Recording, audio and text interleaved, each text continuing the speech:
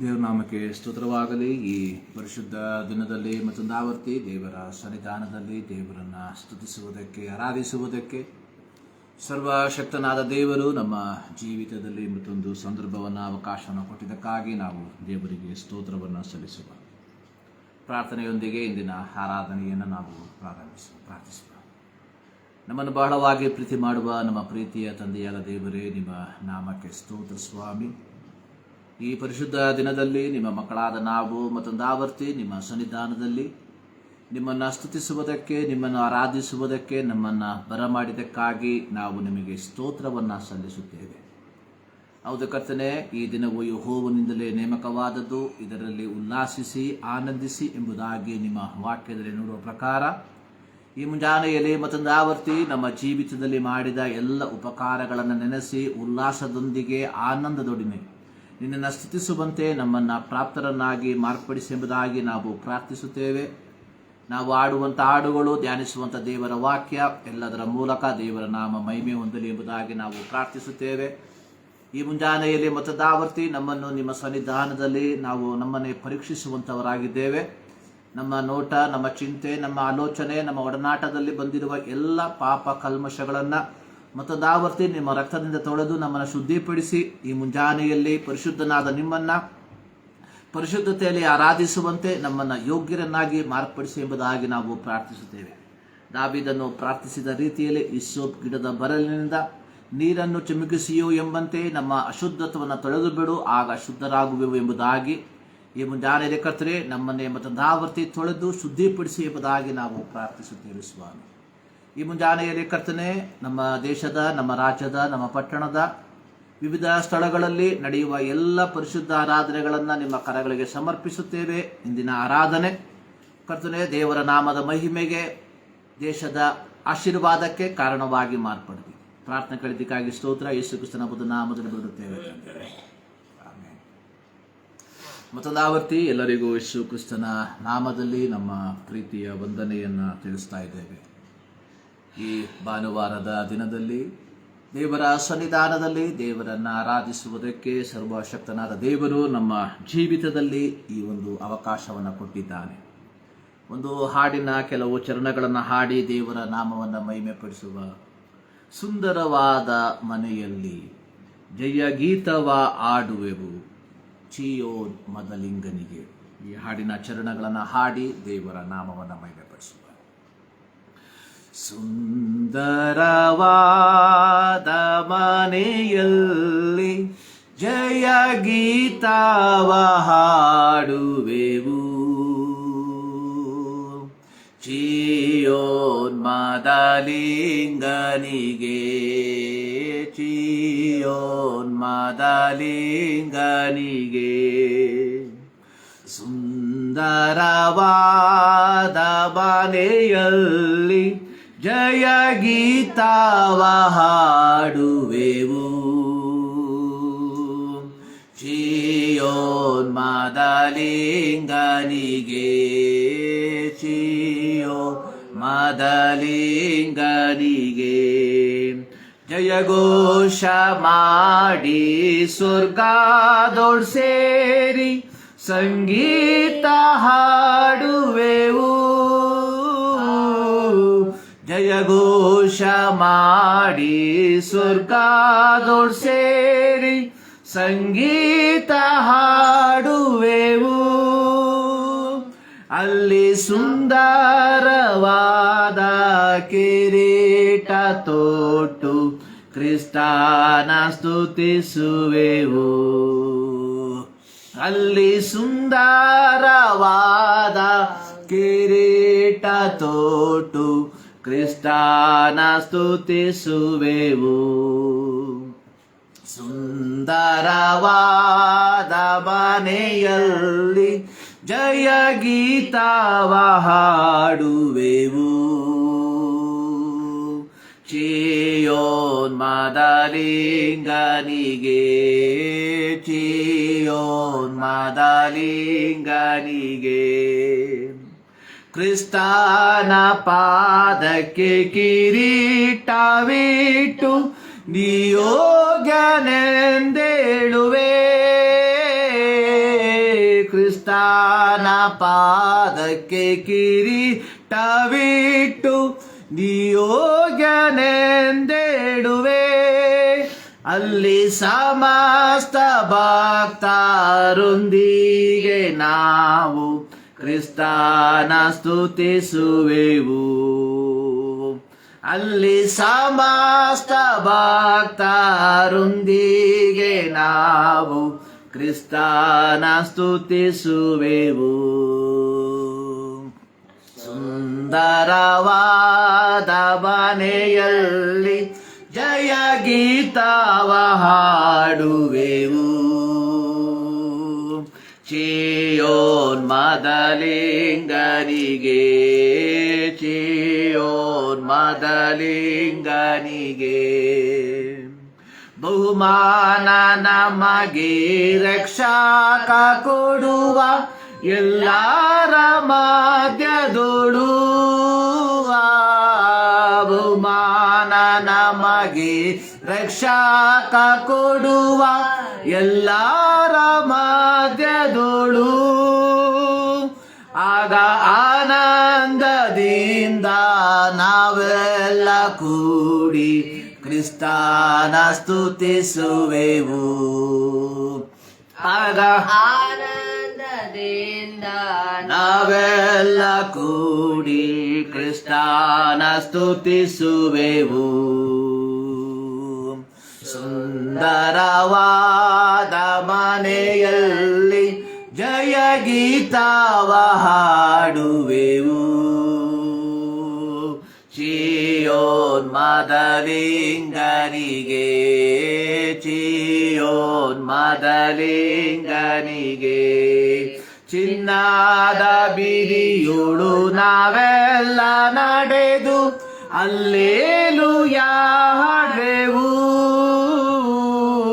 ಚಿನ್ನದ ಬೀದಿಯೋಳು ನಾವೆಲ್ಲ ನಡೆದು ಅಲ್ಲೇಲೂಯಾ ಹಾಡುವೆವು. ಆಗ ದುಃಖವ ಮರೆತು ನಾವೆಲ್ಲ ಕೂಡಿ ಕ್ರಿಸ್ತನ ಸ್ತುತಿಸುವೆವು.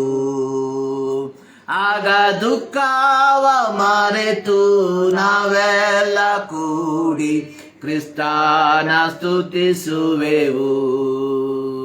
ಸುಂದರವಾದ ಮನೆಯಲ್ಲಿ ಜಯ ಗೀತವ ಹಾಡುವೆವು. ಚೀಯೋನ್ ಮದಲಿಂಗನಿಗೆ, ಚೀಯೋನ್ ಮದಲಿಂಗನಿಗೆ ಸಂಭ್ರಮದಿಂದ ಮದಲಿಂಗನಲ್ಲಿ ಉಲ್ಲಾಸ ಪಡುವೆವು. ಸಂಭ್ರಮದಿಂದ ಮದಲಿಂಗನಲ್ಲಿ ಉಲ್ಲಾಸ ಪಡುವೆವು. ಆಗ ಯಜ್ಞದ ಕುರಿಯ ವಿವಾಹದಲ್ಲಿ ಇಂಪಾಗಿ ಆಡುವೆವು. ಆಗ ಯಜ್ಞದ ಕುರಿಯ ವಿವಾಹದಲ್ಲಿ ಇಂಪಾಗಿ ಆಡುವೆವು. ಸುಂದರವಾದ ಮನೆಯಲ್ಲಿ ಜಯ ಗೀತವ ಹಾಡುವೆವು. ಚೀಯೋನ್ ಮದಲಿಂಗನಿಗೆ, ಚೀಯೋನ್ ಮದಲಿಂಗನಿಗೆ, ಚೀಯೋನ್ ಮದಲಿಂಗನಿಗೆ. ಹಲ್ಲೆಲೂಯಾ. ಸುಂದರವಾದ ಮನೆಯಲ್ಲಿ ಜಯ ಗೀತವ ಹಾಡುವೆವು ಚೀಯೋನ್ ಮದಲಿಂಗನಿಗೆ. ಅತ್ಯಂತ ಸುಂದರವಾದಂತಹ ಒಂದು ಅರ್ಥಗರ್ಭಿತವಾದಂತಹ ಒಂದು ಹಾಡು. ಜಯಘೋಷ ಮಾಡಿ ಸ್ವರ್ಗದೋಳ್ ಸೇರಿ ಸಂಗೀತ ಆಡುವೆನು. ಅಲ್ಲಿ ಸುಂದರವಾದ ಕಿರೀಟ ತೊಟ್ಟು ಕ್ರಿಸ್ತನ ಸ್ತುತಿಸುವೆನು. ದೇವರು ನಮಗೆ ಕೊಟ್ಟಿರುವಂತಹ ಅತ್ಯಮೂಲ್ಯವಾದಂತಹ ಆಶೀರ್ವಾದ ಅಥವಾ ಅತ್ಯಮೂಲ್ಯವಾದಂತಹ ಬಹುಮಾನ ಅನ್ನುವಂಥದ್ದು ನಮ್ಮ ಈ ಲೋಕದ ಜೀವಿತದ ನಂತರ ಕ್ರಿಸ್ತನೊಂದಿಗೆ ಯುಗ ಯುಗಾಂತರಗಳಲ್ಲಿ ಆತನನ್ನು ಸ್ತುತಿಸುತ್ತಾ, ಆತನನ್ನು ಆರಾಧಿಸುತ್ತಾ, ಆತನ ಮುಖವನ್ನು ನೋಡುತ್ತಾ ಆತನೊಂದಿಗೆ ವಾಸಿಸುವಂಥದ್ದು.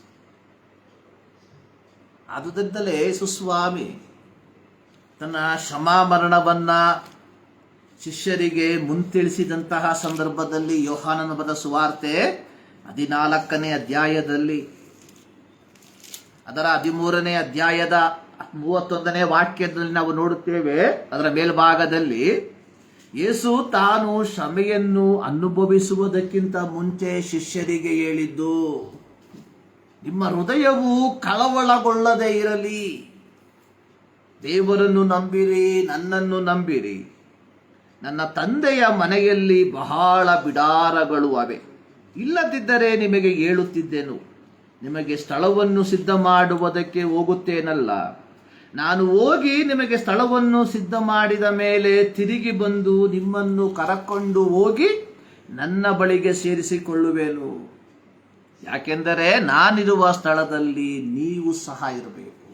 ನೋಡಿ, ಯೇಸು ಕ್ರಿಸ್ತನನ್ನ ಅಂಗೀಕಾರ ಮಾಡಿ ಒಂದು ಪವಿತ್ರವಾದ ಜೀವಿತವನ್ನ ಜೀವಿಸುತ್ತಿರುವಂತಹ ಪ್ರತಿ ವ್ಯಕ್ತಿಗಳಿಗೆ ಯೇಸು ಸ್ವಾಮಿ ಕೊಟ್ಟಿರುವಂತಹ ಅತ್ಯಮೂಲ್ಯವಾದಂತಹ ಬಹುಮಾನ ಯೇಸು ಕ್ರಿಸ್ತನೊಂದಿಗಿನ ನಿತ್ಯತ್ವದಲ್ಲಿರುವಂತಹ ಒಂದು ವಾಸ.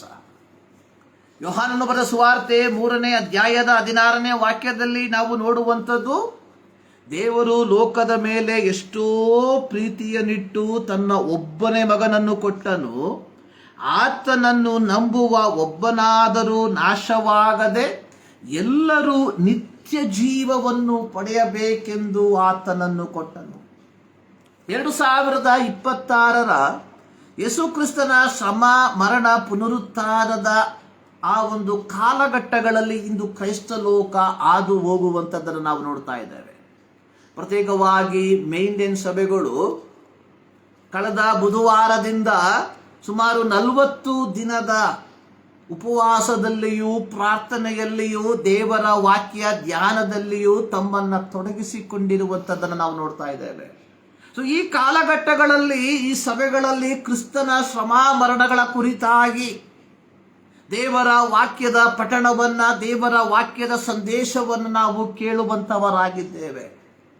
2026ರ ಈ ಒಂದು ಕಾಲಘಟ್ಟಗಳಲ್ಲಿ ನಾವು ಸೇರಿ ಬಂದಿರುವಾಗ ಈ ಒಂದು ಲೆಂಟ್ ಸೀಸನ್ ಅಥವಾ ಈ ಒಂದು ಉಪವಾಸ ವೃತಗಳು ಇದು ಕೇವಲ ಮೇನ್ಲೈನ್ ಸಭೆಗಳಿಗೆ ಮಾತ್ರವಲ್ಲ, ಯೇಸು ಕ್ರಿಸ್ತನ ರಕ್ತದ ಮೂಲಕ ಪಾಪ ಕ್ಷಮಾಪಣೆಯನ್ನು ಪಡೆದುಕೊಂಡು ಕ್ರೈಸ್ತರೆಂಬುದಾಗಿ ಹೆಸರುಗೊಂಡಿರುವ ಪ್ರತಿಯೊಬ್ಬರು ತಮ್ಮ ಜೀವಿತವನ್ನು ಒಮ್ಮೆ ಹಿಂತಿರುಗಿ ನೋಡಬೇಕಾಗಿರುವಂಥದ್ದು ಬಹಳ ಪ್ರಾಮುಖ್ಯ. ಕ್ರಿಸ್ತನ ಬರೋಣದಲ್ಲಿ ನಾವು ಕಾಣಲ್ಪಡುತ್ತೇವಾ?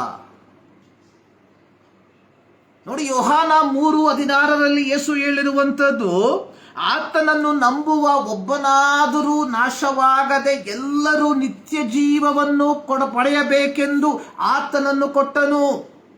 ಅಂದರೆ 2025 ವರ್ಷಗಳ ಹಿಂದೆ ಸರ್ವಶಕ್ತನಾದ ದೇವರು ಮಾನವ ರೂಪವನ್ನು ತಾಳಿ ಈ ಲೋಕದಲ್ಲಿ ಜನಿಸಿ ಮನುಕುಲದ ಪಾಪದ ಪರಿಹಾರಕ್ಕೋಸ್ಕರವಾಗಿ ಶಿಲುಬೆಯ ಮೇಲೆ ತನ್ನನ್ನು ತಾನೇ ಯಜ್ಞಾರ್ಪಿತನಾಗಿ ಅರ್ಪಿಸಿ ತನ್ನ ರಕ್ತದ ಮೂಲಕ ಮನುಕುಲದ ಪಾಪವನ್ನು ಪರಿಹರಿಸಿ ಅವರಿಗೆ ದೇವರ ಮಕ್ಕಳೆಂಬ ಪದವಿಯನ್ನು ಕಲ್ಪಿಸಿ ಕೊಟ್ಟಿರಲಾಗಿ, ಹೀಗೆ ದೇವರ ಮಕ್ಕಳೆಂಬ ಪದವಿಯನ್ನು ಪಡೆದುಕೊಂಡಿರುವ ಕ್ರೈಸ್ತರಾದ ನಾವುಗಳು ದೇವರು ನಿಶ್ಚಯಿಸಿರುವಂತಹ ಜೀವಿತವನ್ನು ಜೀವಿಸುವಂತವರಾಗಿದ್ದೇವಾ? ಕ್ರೈಸ್ತರಾಗಿದ್ದೇವೆ ಎಂಬುದರಲ್ಲಿ ಯಾವ ಪ್ರಯೋಜನವಿಲ್ಲ. ಪ್ರತಿ ಭಾನುವಾರ ಆರಾಧನೆಯಲ್ಲಿ ಭಾಗಿಗಳಾಗುತ್ತೇನೆ ಅನ್ನುವಂಥದ್ರಲ್ಲಿ ಯಾವ ಪ್ರಯೋಜನವಿಲ್ಲ. 2026ರ 40 ದಿನದ ಉಪವಾಸ ವೃತಗಳನ್ನು ಚಾಚು ತಪ್ಪದೆ ಆಚರಿಸುತ್ತಿದ್ದೇನೆ ಎಂಬುದರಲ್ಲಿ ಯಾವ ಪ್ರಯೋಜನವಿಲ್ಲ. ಮಾಂಸಾಹಾರಗಳನ್ನು ತ್ಯಜಿಸಿದ್ದೇನೆ ಎಂಬುವಂಥದ್ರಲ್ಲಿ ಯಾವ ಪ್ರಯೋಜನವಿಲ್ಲ. ಮದ್ಯಪಾನ ಧೂಮಪಾನಗಳನ್ನು ಬಿಟ್ಟಿದ್ದೇನೆ ಎಂಬುವಂಥದ್ರಲ್ಲಿ ಯಾವ ಪ್ರಯೋಜನವಿಲ್ಲ. ಪ್ರಯೋಜನವಿರುವಂಥದ್ದು ಯೇಸು ಕ್ರಿಸ್ತನು ನಿಶ್ಚಯಿಸಿದಂಥ ರೀತಿಯಲ್ಲಿ ನಮ್ಮ ದೈನಂದಿನ ಜೀವಿತವನ್ನು ಜೀವಿಸುವಂಥವರಾಗಿದ್ದೇವಾ? ನಾವು ಹಾಡಿದ್ವಿ, ಸುಂದರವಾದ ಮನೆಯಲ್ಲಿ ಜಯಗೀತವ ಹಾಡುವೆನು ಚಿಯೋನ್ ಮದಲಿಂಗನಿಗೆ. ಅಂದ್ರೆ ಈ ಒಂದು ಅನುಭವಕ್ಕೆ ನಾವು ಹೋಗಬೇಕಾದ್ರೆ ನಾವೇನ್ ಮಾಡಬೇಕು? ನಮ್ಮ ಜೀವಿತ ಯಾವ ರೀತಿಯಾಗಿರಬೇಕು ಎಂಬುದನ್ನು ನಾವು ಈ ಮುಂಜಾನೆಯಲ್ಲಿ ನಾವೇನ್ ಮಾಡಬೇಕು? ಒಮ್ಮೆ ಪರೀಕ್ಷೆ ಮಾಡಿಕೊಳ್ಬೇಕು. ಪ್ರಕಟಣೆ ಪುಸ್ತಕ 20ನೇ ಅಧ್ಯಾಯದ 11ರಿಂದ 15 ವಾಕ್ಯಗಳಲ್ಲಿ ಪರಲೋಕದ ಒಂದು ದರ್ಶನವನ್ನ ಯೋಹಾನನು ಕಾಣುವಂತದಾಗಿ ನಾವು ನೋಡುತ್ತೇವೆ. ಬೆಳ್ಳಗಿರುವ ಮಹಾಸಿಂಹಾಸನವನ್ನು, ಅದರ ಮೇಲೆ ಕೂತಿದಾತನನ್ನು ಕಂಡೆನು. ಆತನೆದುರಿನಿಂದ ಭೂಮಿ ಆಕಾಶಗಳು ಓಡಿ ಹೋಗಿ ಕಾಣಿಸದ ಹಾಗಾದವು. ಇದಲ್ಲದೆ ಸತ್ತವರಾದ ದೊಡ್ಡವರು ಚಿಕ್ಕವರು ಸಿಂಹಾಸನದ ಮುಂದೆ ನಿಂತಿರುವುದನ್ನು ಕಂಡೆನು. ಆಗ ಪುಸ್ತಕಗಳು ತೆರೆಯಲ್ಪಟ್ಟವು. ಜೀವಬಾಧ್ಯರ ಪಟ್ಟಿ ಎಂಬ ಇನ್ನೊಂದು ಪುಸ್ತಕವು ತೆರೆಯಲ್ಪಟ್ಟಿತು.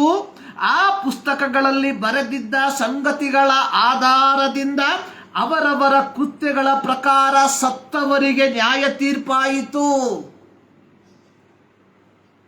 ಅದರ 14ನೇ ವಾಕ್ಯ, ಅದರಲ್ಲಿ ಪ್ರತಿಯೊಬ್ಬನಿಗೆ ಅವನವನ ಕೃತ್ಯಗಳ ಪ್ರಕಾರ ನ್ಯಾಯ ತೀರ್ಪಾಯಿತು. ಆಮೇಲೆ ಮೃತ್ಯುವು ಪಾತಾಳವು ಬೆಂಕಿಯ ಕೆರೆಗೆ ದೊಬ್ಬಲ್ಪಟ್ಟಿತು. ಆ ಬೆಂಕಿಯ ಕೆರೆಯ 2ನೇ ಮರಣ, ಯಾವನ ಹೆಸರು ಜೀವಬಾಧ್ಯರ ಪಟ್ಟಿಯಲ್ಲಿ ಬರೆದಿದ್ದಾಗಿ ಕಾಣಲಿಲ್ಲವೋ ಅವನು ಬೆಂಕಿಯ ಕೆರೆಗೆ ದೊಬ್ಬಲ್ಪಟ್ಟನು. 2026ರಲ್ಲಿ ಯೇಸು ಕ್ರಿಸ್ತನ ಶಿಲುಬೆಯ ಮರಣವನ್ನ, ಶ್ರಮೆಯನ್ನ, ಪುನರುತ್ಥಾನವನ್ನ ನಾವು ಮನನ ಮಾಡಿಕೊಳ್ಳುತ್ತಿರುವಾಗ 2025 ವರ್ಷಗಳ ಹಿಂದೆ ಯೇಸು ಸ್ವಾಮಿ ಯಾತಕ್ಕೋಸ್ಕರವಾಗಿ ಈ ಲೋಕಕ್ಕೆ ಬಂದು ತನ್ನ ಶ್ರಮೆಯನ್ನ, ಮರಣವನ್ನ ಅನುಭವಿಸಿದನು ಎಂಬುದನ್ನ ಅರ್ಥ ಮಾಡಿಕೊಂಡು ಅದಕ್ಕನುಸಾರವಾಗಿ ನಮ್ಮ ಕ್ರೈಸ್ತ ಜೀವಿತವನ್ನ ನಾನು ನೀನು ಜೀವಿಸುವಂತವನಾಗಿರ್ಬೇಕು. ಪ್ರಿಯರೇ, ಜೀವಬಾಧ್ಯರ ಪಟ್ಟಿಯಲ್ಲಿ ಯಾವನ ಹೆಸರು ಕಾಣುವುದಿಲ್ಲವೋ ಅವನು ಎಲ್ಲಿ ಮಾಡ್ತಾನೆ? 2ನೇ ಮರಣ, ಬೆಂಕಿಗೆ, ಅಗ್ನಿ ನರಕಕ್ಕೆ ಗುರಿಯಾಗ್ತಾನೆ. ಯಾವನ ಹೆಸರು ಜೀವಬಾಧ್ಯರ ಪಟ್ಟಿಯಲ್ಲಿ ಕಾಣಲ್ಪಡುತ್ತದೋ ಅಂಥವನಿಗೆ ಯೋಹಾನ 14:4 ಹೇಳಿರುವ ಪ್ರಕಾರ ನಾನಿರುವಲ್ಲಿ ನೀವು ಸಹ ಇರ್ತೀರಿ. ಈ ಮುಂಜಾನೆಯಲ್ಲಿ ನನ್ನನ್ನು ಕೇಳುವ ಪ್ರೀತಿಯ ದೇವಜನರೇ, ನಾವು ಅದಕ್ಕೋಸ್ಕರವಾಗಿ ಸಿದ್ಧತೆಯಿಂದ ಜೀವಿಸುವಂತವರಾಗಿದ್ದೇವ. 2026ರ ಈ ಉಪವಾಸ ಕಾಲಘಟ್ಟಗಳಲ್ಲಿ ನಮ್ಮ ಉಪವಾಸ, ನಮ್ಮ ಪ್ರಾರ್ಥನೆ, ನಮ್ಮ ಧ್ಯಾನ ಕೇವಲ ಭೌತಿಕವಾದ ಕಾರ್ಯಗಳನ್ನು, ಭೌತಿಕವಾದ ಆಹಾರಗಳನ್ನು ತ್ಯಜಿಸುವುದರಲ್ಲಿ ಮಾತ್ರ ಸೀಮಿತವಾಗಿರದೆ,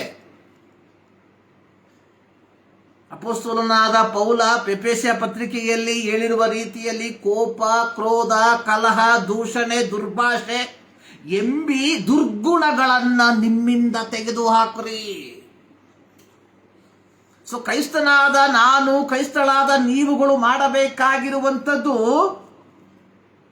ಕೇವಲ ಕೆಲವು ಆಹಾರ ಪದಾರ್ಥಗಳನ್ನು ವಿಸರ್ಜಿಸುವಂಥದ್ದು ಮಾತ್ರವಲ್ಲ. ಒಳ್ಳೆಯದೇ, 40 ದಿನಗಳ ಮಟ್ಟಿಗೆ ನಿಮ್ಮ ಆಹಾರ ಪದ್ಧತಿಯನ್ನು ಕ್ರಮಪಡಿಸಿಕೊಳ್ಳುವಂಥದ್ದು ನಿಮ್ಮ ಆರೋಗ್ಯಕ್ಕೆ ಬಹಳ ಉತ್ತಮ. ಆದರೆ ಕೇವಲ ಆಹಾರ ಪದಾರ್ಥಗಳನ್ನು ವಿಸರ್ಜಿಸುವುದರ ಮೂಲಕ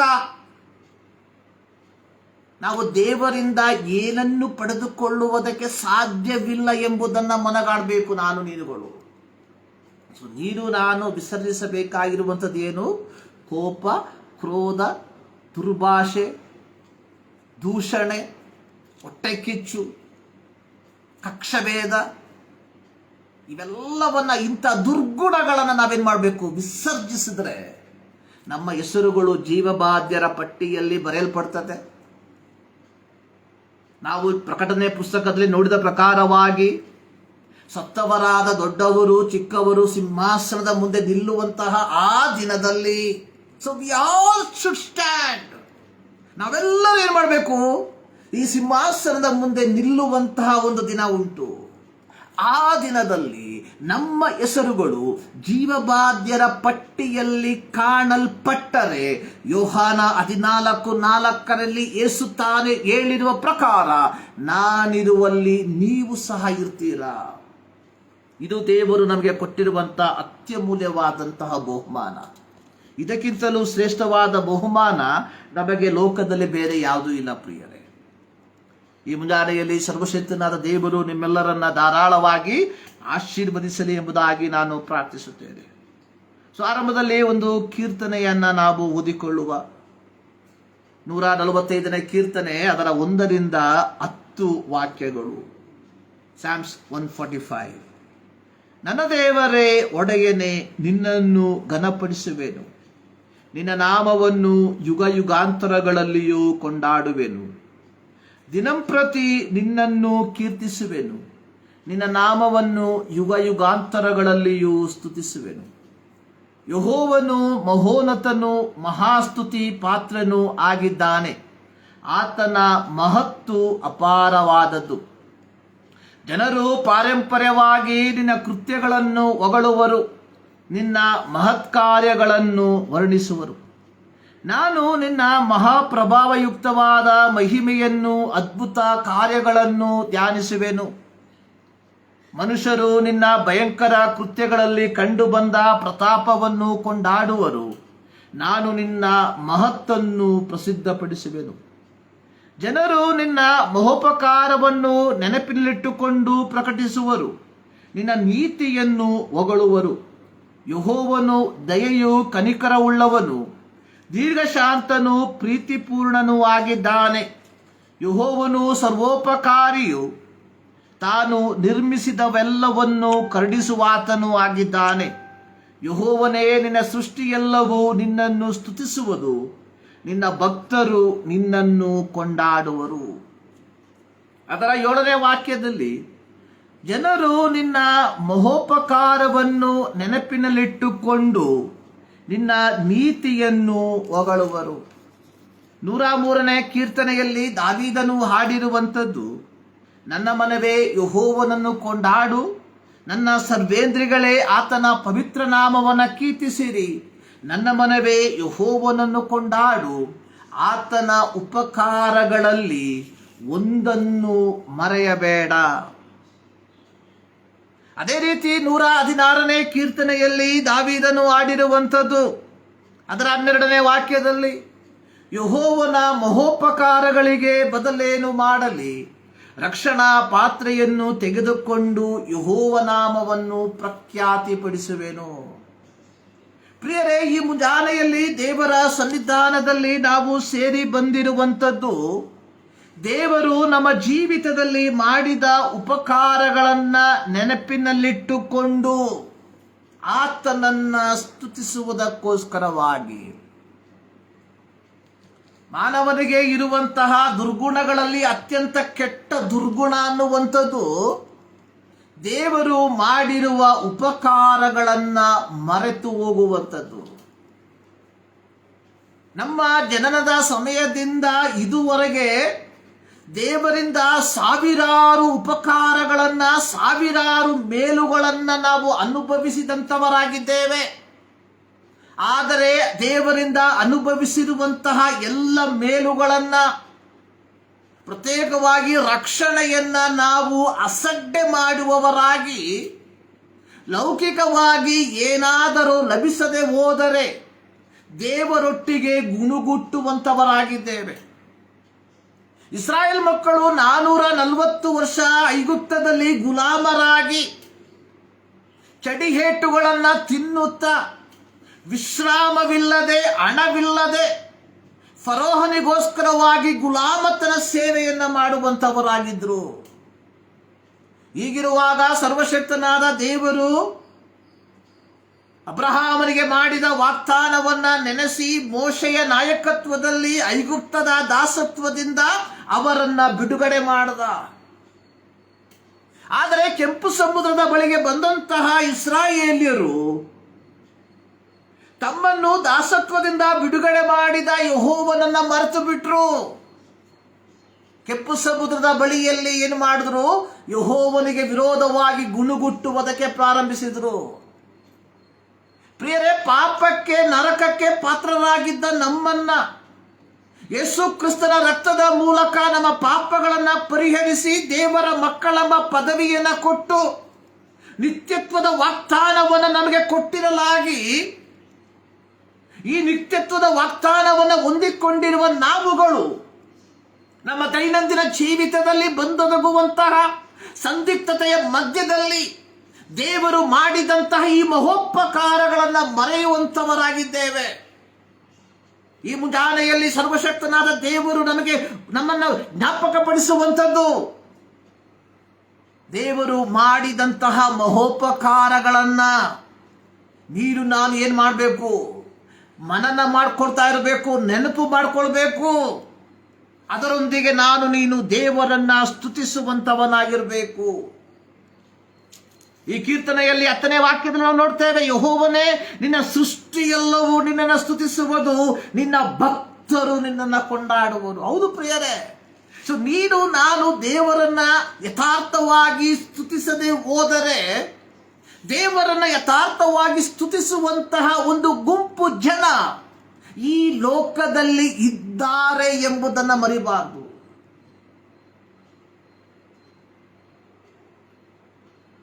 ಎಲೀಷನ ಕಾಲದಲ್ಲಿ ದೇಶದ ಮೇಲೆ ದೇವರು ಏನು ಮಾಡಿದ್ರು? ಒಂದು ಬರವನ್ನ ಉಂಟು ಮಾಡಿದ್ರು. ಆಹಾಬನು ಇಸ್ರಾಯೇಲ್ಯರ ಅರಸನಾಗಿದ್ದ. ಹೀಗಿರುವಾಗ ಒಂದು ದಿನ ಎಲಿ ಹೇಳ್ತಾ ಇದ್ದಾನೆ, ಎಲ್ಲರೂ ಪಾಪ ಮಾಡಿದ್ದಾರೆ, ನಾನು ಒಬ್ಬನೇ ಉಳ್ಕೊಂಡಿದ್ದೇನೆ. ಆದರೆ ಅಲ್ಲಿ ಯೆಹೋವನು ಎಲಿಯನಿಗೆ ಹೇಳುವಂಥದ್ದು, ಬಾಳನಿಗೆ ಅಡ್ಡ ಬೀಳದ 7,000 ಜನರನ್ನು ನಾನೇನ್ ಮಾಡಿದ್ದೇನೆ? ಸಂರಕ್ಷಣೆ ಮಾಡಿದ್ದೇನೆ.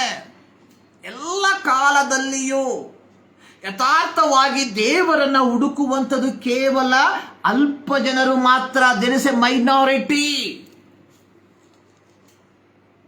ನಮ್ಮ ದೇಶದಲ್ಲಿ ಕ್ರೈಸ್ತತ್ವ ಅನ್ನುವಂಥದ್ದೇ ಒಂದು ಮೈನಾರಿಟಿ. ಅಂಕಿಅಂಶದ ಪ್ರಕಾರ ನಾವು ಕೇವಲ 4% ಮಾತ್ರ. ಆದರೆ ಈ 4% ಯಥಾರ್ಥವಾಗಿ ದೇವರನ್ನ ಹುಡುಕುವಂಥವರು ಕೇವಲ 0.2% ಮಾತ್ರ ಆಗಿರ್ತದೆ. ಪ್ರಿಯರೇ, ನಾವು ಯಾವ ಗುಂಪಿಗೆ ಸೇರಿದ್ದೇವೆ?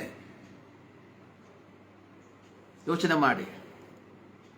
ಇಲ್ಲಿ ಕೀರ್ತನೆಗಾರರು ಹೇಳ್ತಾ ಇದ್ದಾನೆ, ಯೆಹೋವನೇ, ನಿನ್ನ ಸೃಷ್ಟಿ ಎಲ್ಲವೂ ನಿನ್ನನ್ನು ಸ್ತುತಿಸುವುದು.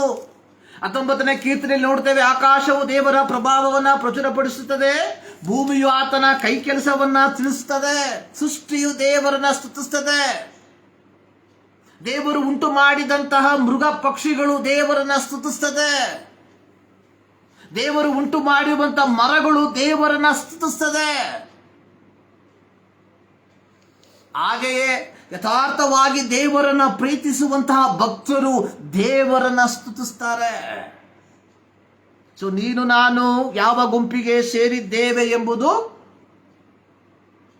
ನಾನು ಈ ಮುಂಜಾನೆಯಲ್ಲಿ ಒಮ್ಮೆ ಯೋಚಿಸಬೇಕಾಗಿದೆ. ಪ್ರಿಯ ದೇವಜನರೇ,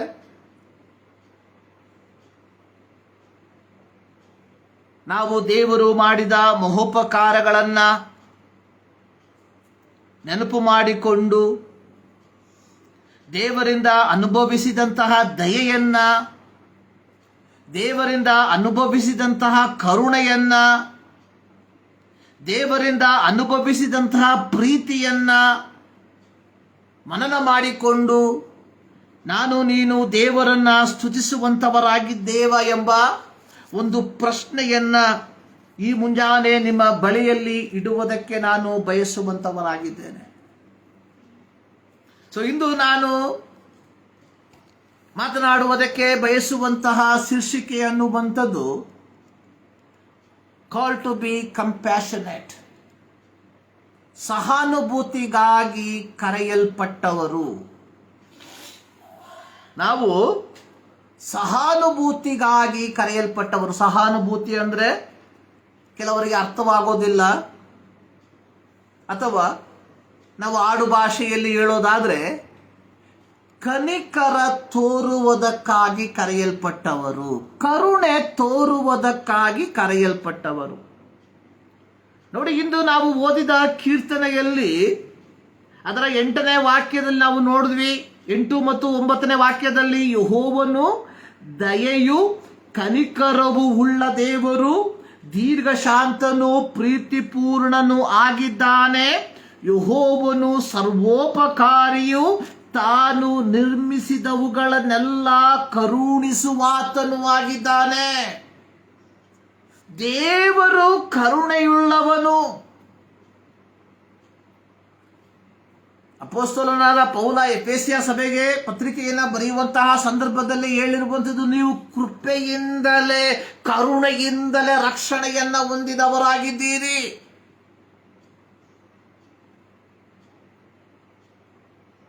ಸೊ ದೇವರ ಕರುಣೆಯನ್ನ ನಾವೆಲ್ಲರೂ ಅನುಭವಿಸಿರುವಂತವರಾಗಿದ್ದೇವೆ. ಸೊ ದೇವರ ಕರುಣೆಯನ್ನ ಅನುಭವಿಸಿರುವಂತಹ ನಾವುಗಳು, ಕ್ರೈಸ್ತರುಗಳು, ಕರುಣೆಯನ್ನ ತೋರಿಸುವುದಕ್ಕಾಗಿ ಕರೆಯಲ್ಪಟ್ಟಿದ್ದೇವೆ ಎಂಬುದನ್ನು ಮರಿಬಾರದು. ನಾನು ಈ ಕನಿಕರದ ಕುರಿತಾಗಿ ಯಾವುದಾದರೂ ಸಾಹಿತ್ಯ ಪದ್ಯಗಳು ಇದೆ ಎಂಬುದಾಗಿ ನಾನು ಚೆಕ್ ಮಾಡುವಂತಹ ಸಂದರ್ಭದಲ್ಲಿ ನನ್ನ ಕಣ್ಣಿಗೆ 2 ಪದ್ಯಗಳು, ಕನ್ನಡದ ಪದ್ಯಗಳು ಬಂದವು. ಅದರಲ್ಲಿ ಒಂದು ಪದ್ಯ ಈ ರೀತಿ ಇದೆ. ಅದನ್ನು ಬರೆದಂಥವರು ಯಾರು ಎಂಬುದಾಗಿ ನನಗೆ ಗೊತ್ತಿಲ್ಲ, ಆದರೆ ಅದರ ಸಾಲುಗಳು ಈ ರೀತಿ ಬರೆಯಲ್ಪಟ್ಟಿದೆ. ಕನಿಕರವೆಂಬುದು ಕೇವಲ ಮಾತಲ್ಲ, ಅದೊಂದು ಅಂತರಾಳದ ಕರುಣೆಯ ಬಗೆ. ಕಷ್ಟದಲ್ಲಿದ್ದವರ ಕಣ್ಣೀರು ಕಂಡಾಗ ತಾನಾಗಿಯೇ ಒರೆಸುವ ಹೃದಯದ ತೇಗೆ. 100 ಜನ ಸ್ನೇಹಿತರ ಅಬ್ಬರಕ್ಕಿಂತ ಒಬ್ಬರಾದರೂ ಕರುಣೆ ತೋರುವವರಿದ್ದರೆ ಬದುಕಿನ ಕತ್ತಲು ಕರಗಿ ಹೋಗಿ ಆಶಾಕಿರಣ ಮೂಡಿ ಬರುವುದು. ಕನಿಕರ ಬೇಕಿರುವುದು ಸತ್ತ ಎಣಕಲ್ಲ, ಬದುಕಿನ ಜಂಜಾಟದಲ್ಲಿ ಸೋತು ಅಳುವವರಿಗೆ. ಕರುಣೆ ತೋರಿ ಬೆನ್ನು ತಟ್ಟುವ ಕೈಯಿದ್ದರೆ ಮನದ ನೋವೆಲ್ಲ ಮಾಯವಾಗುವುದು. ನೋಡಿ, ಈ ಕೊನೆಯ ಒಂದು ಚರಣ ಸಾಲುಗಳು, ಕನಿಕರ ಬೇಕಿರುವುದು ಸತ್ತ ಎಣಕಲ್ಲ. ಇವತ್ತು ಕ್ರೈಸ್ತರಾದ ನಾವುಗಳು ಒಬ್ಬ ವ್ಯಕ್ತಿ ಮರಣಿಸಿದ ನಂತರ ಆ ಹೆಣದ ಮುಂದೆ ನಿಂತುಕೊಂಡು ಅನೇಕ ಕನಿಕರದ ಮಾತುಗಳನ್ನು ಮಾತಾಡ್ತೇವೆ. ಆತ ಬದುಕಿರುವಂತಹ ಸಂದರ್ಭದಲ್ಲಿ ಈ ಕನಿಕರದ ಮಾತುಗಳನ್ನು ನಾವು ಮಾತನಾಡಿದ್ರೆ ಆತ ಇನ್ನೂ ಒಂದು 5 ವರ್ಷ ಹೆಚ್ಚಾಗಿ ಬದುಕ್ತಾ ಇದ್ದ. ಬದುಕಿರುವ ಸಂದರ್ಭದಲ್ಲಿ ಆತನ ಕುರಿತಾಗಿ ಇಲ್ಲ ಸಲ್ಲದ ಮಾತುಗಳನ್ನು ಹೇಳಿ ಸತ್ತ ಮೇಲೆ ಕನಿಕರದ ಮಾತನ್ನು ಹೇಳುವಂಥದ್ದು ಕ್ರೈಸ್ತರಾದ ನಮಗೆ ಶೋಭೆ ತರುವಂಥದ್ದಲ್ಲ.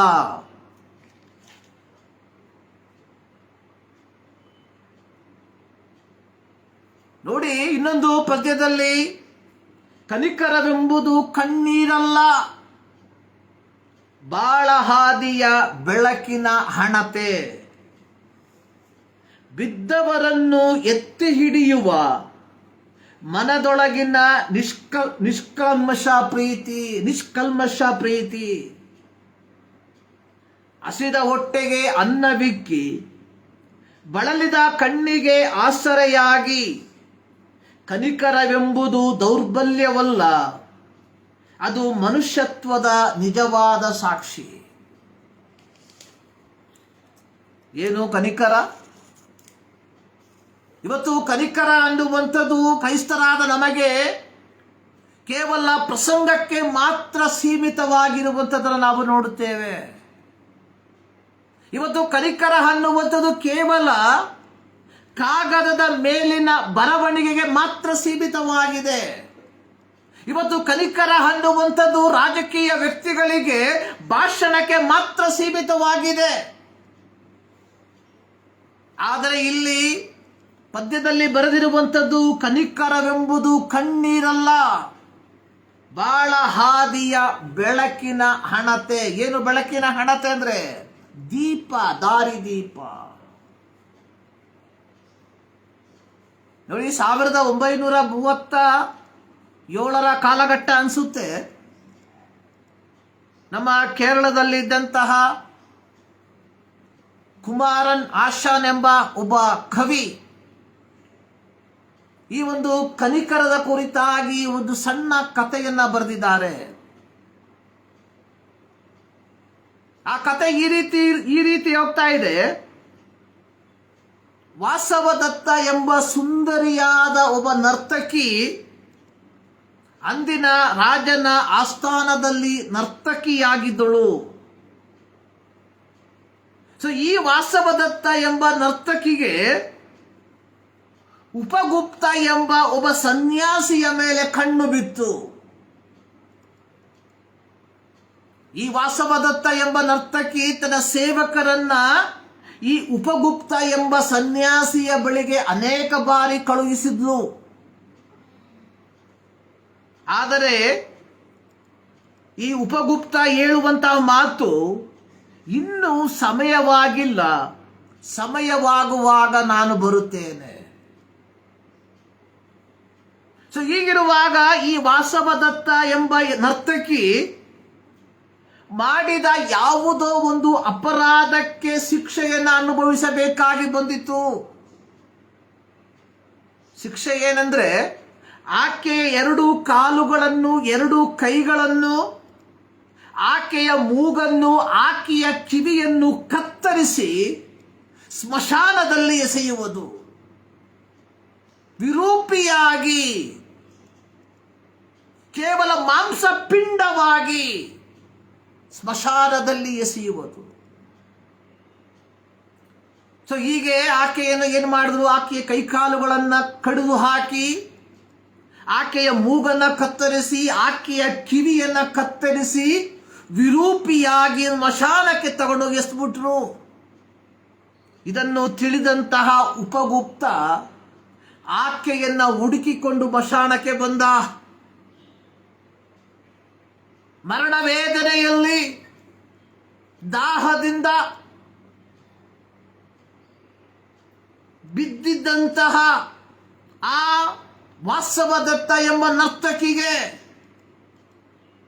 ಆಗ್ತಾ ಏನು ಮಾಡ್ದ? ನೀರನ್ನ ಕುಡಿಸ್ತಾ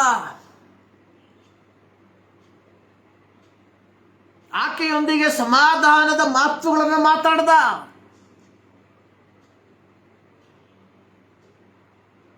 ಆಕೆಗೆ ಬೇಕಾದಂತಹ ಉಪಚಾರ ಮಾಡಿ ಸಮಾಧಾನದಿಂದ ಮರಣಿಸುವಂತೆ ಅವಕಾಶವನ್ನು ಕಲ್ಪಿಸಿಕೊಟ್ಟ. ಈ ಒಂದು ಕಥೆಯನ್ನ ಹೇಳಿ ಈ ಕುಮಾರನ್ ಆಶಾನ್ ಎಂಬ ಕವಿ ಈ ಕಥೆಯನ್ನ ಈ ರೀತಿ ಮುಕ್ತಾಯ ಪಡಿಸ್ತಾ ಇದ್ದಾರೆ. ಸಹಾನುಭೂತಿ ಅಥವಾ ಕರುಣೆ ಅನ್ನುವಂಥದ್ದು ಯಾವ ಪ್ರತಿಫಲವಿಲ್ಲದೆ ತೋರ್ಪಡಿಸಬೇಕಾಗಿರುವಂಥದ್ದು ಎಂಬುದಾಗಿ ನನ್ನನ್ನು ಕೇಳುವ ಪ್ರೀತಿಯ ದೇವಜನರೇ, ನಮ್ಮ ಸಹಾನುಭೂತಿ, ನಮ್ಮ ಕನಿಕರ, ನಮ್ಮ ದಯೆ ಕೇವಲ ಬರವಣಿಗೆಯಲ್ಲಿ, ಕೇವಲ ಪ್ರಸಂಗಗಳಲ್ಲಿ, ಕೇವಲ ಉಪದೇಶಗಳಲ್ಲಿ ಮಾತ್ರ ಸೀಮಿತವಾಗಿದ್ದೀಯಾ? ಅಥವಾ ಈ ಉಪಗುಪ್ತನ ರೀತಿಯಲ್ಲಿ ಯಾವ ಪ್ರತಿಫಲವಿಲ್ಲದೆ, ಯಾವ ಮೋಹವಿಲ್ಲದೆ ಆಕೆಯ ಕೊನೆ ಗಳಿಗೆಯಲ್ಲಿ ಆಕೆಗೆ ಬೇಕಾದಂತಹ ಸಹಾಯವನ್ನು ಮಾಡಿದ ರೀತಿಯಲ್ಲಿ ಆಗಿದ್ದೀಯಾ? ಸಹಾನುಭೂತಿ ಅಥವಾ ದಯೆ ಅನ್ನುವಂಥದ್ದು ಮತ್ತೊಬ್ಬರ ನೋವನ್ನು ಸ್ವಂತ ನೋವಾಗಿ ಕಂಡು ಯಾವ ಪ್ರತಿಫಲವನ್ನ ಬಯಸದೆ ಸಹಾಯ ಮಾಡುವಂಥದ್ದು. ನೋಡಿ, ಲೂಕನ ಬರೆದ ಸುವಾರ್ತೆಯಲ್ಲಿ ನಾವು ಒಳ್ಳೆಯ ಸಮಾರ್ಯದವನ ಕಥೆಯ ಸಾಮ್ಯವನ್ನು ನಾವು ಅನೇಕ ಬಾರಿ ಓದಿದ್ದೇವೆ, ಕೇಳಿದ್ದೇವೆ. ಅಲ್ಲಿ ಸಮಾರ್ಯದವನ ಆ ಒಂದು ಚಿತ್ರಣವನ್ನು ನೋಡಿ ವ್ಯಾಪಾರಕ್ಕೋಸ್ಕರವಾಗಿ ಸಕಲ ಸಿದ್ಧತೆಯೊಂದಿಗೆ ಪ್ರಯಾಣ ಬಳಸಿದಂತಹ ಈ ಸಮಾರ್ಯದವನು ದಾರಿಯಲ್ಲಿ ಅರೆಜೀವವಾಗಿ ಬಿದ್ದಂತಹ ವ್ಯಕ್ತಿಯನ್ನು ನೋಡಿದಾಗ, ಅದರ ಮೇಲ್ಭಾಗದಲ್ಲಿ ನೋಡುತ್ತೇವೆ, ಯಾಜಕನು ಇವನನ್ನು ನೋಡಿ ಅರೆಜೀವವಾಗಿ ಬಿದ್ದಂತಹ ವ್ಯಕ್ತಿಯನ್ನು ನೋಡಿ ವಾರೆಯಾಗಿ ಹೋದ. ಲೇವಿಯನು ಅರೆಜೀವವಾಗಿ ಬಿದ್ದಂತಹ ವ್ಯಕ್ತಿಯನ್ನು ನೋಡಿ ವಾರೆಯಾಗಿ ಹೋದ. ಆದರೆ ಸಮಾರ್ಯದವರು ಏನು ಮಾಡ್ದ? ಅವನನ್ನು ತನ್ನ ಎದೆಗೆ ಅಪ್ಪಿಕೊಂಡು ಅವನಿಗೆ ಬೇಕಾದ ಆರೈಕೆಯನ್ನು ಮಾಡಿ ತನ್ನ ವಾಹನ ಪಶುವಾದ ಕತ್ತೆಯ ಮೇಲೆ ಕುಳ್ಳರಿಸಿ ಅವನನ್ನು ಛತ್ರಕ್ಕೆ ಕರೆದುಕೊಂಡು ಹೋಗಿ ಅಲ್ಲಿ ಅವನ ಆರೈಕೆ ಮಾಡಿ ಛತ್ರದವನಿಗೆ 2 ಕಾಸನ್ನು ಕೊಟ್ಟು ನಂತರ ತನ್ನ ಪ್ರಯಾಣವನ್ನು ಮಾಡ್ದ. ಸಹಾನುಭೂತಿ, ಕನಿಕರ ಅನ್ನುವಂಥದ್ದು ಏನನ್ನು ಬಯಸದೆ ಸಹಾಯ ಮಾಡುವಂಥದ್ದಾಗಿದೆ. ಸೊ ನಮಗೆ ಆ ಮನೋಭಾವ ಇದೆಯಾ ಎಂಬುದನ್ನ ಈ ಮುಂಜಾನೆಯಲ್ಲಿ ಒಮ್ಮೆ ನಾವು ಯೋಚಿಸಬೇಕಾಗಿರುವಂಥದ್ದು ಬಹಳ ಪ್ರಾಮುಖ್ಯ. ಇವತ್ತು ನಮಗೆ ಕೊಡಲ್ಪಟ್ಟಿರುವಂತಹ ವೇದವಾಕ್ಯ ರೂತಳಿಗೆ ಬರೆದ ಪುಸ್ತಕ ಕೇವಲ 4 ಅಧ್ಯಾಯಗಳನ್ನು ಒಳಗೊಂಡ ಈ ಒಂದು ಪುಸ್ತಕ ಕನಿಕರಕ್ಕೆ ಒಂದು ಹೊಸ ವ್ಯಾಖ್ಯಾನವನ್ನ ಕೊಡುವಂಥದ್ದಾಗಿದೆ.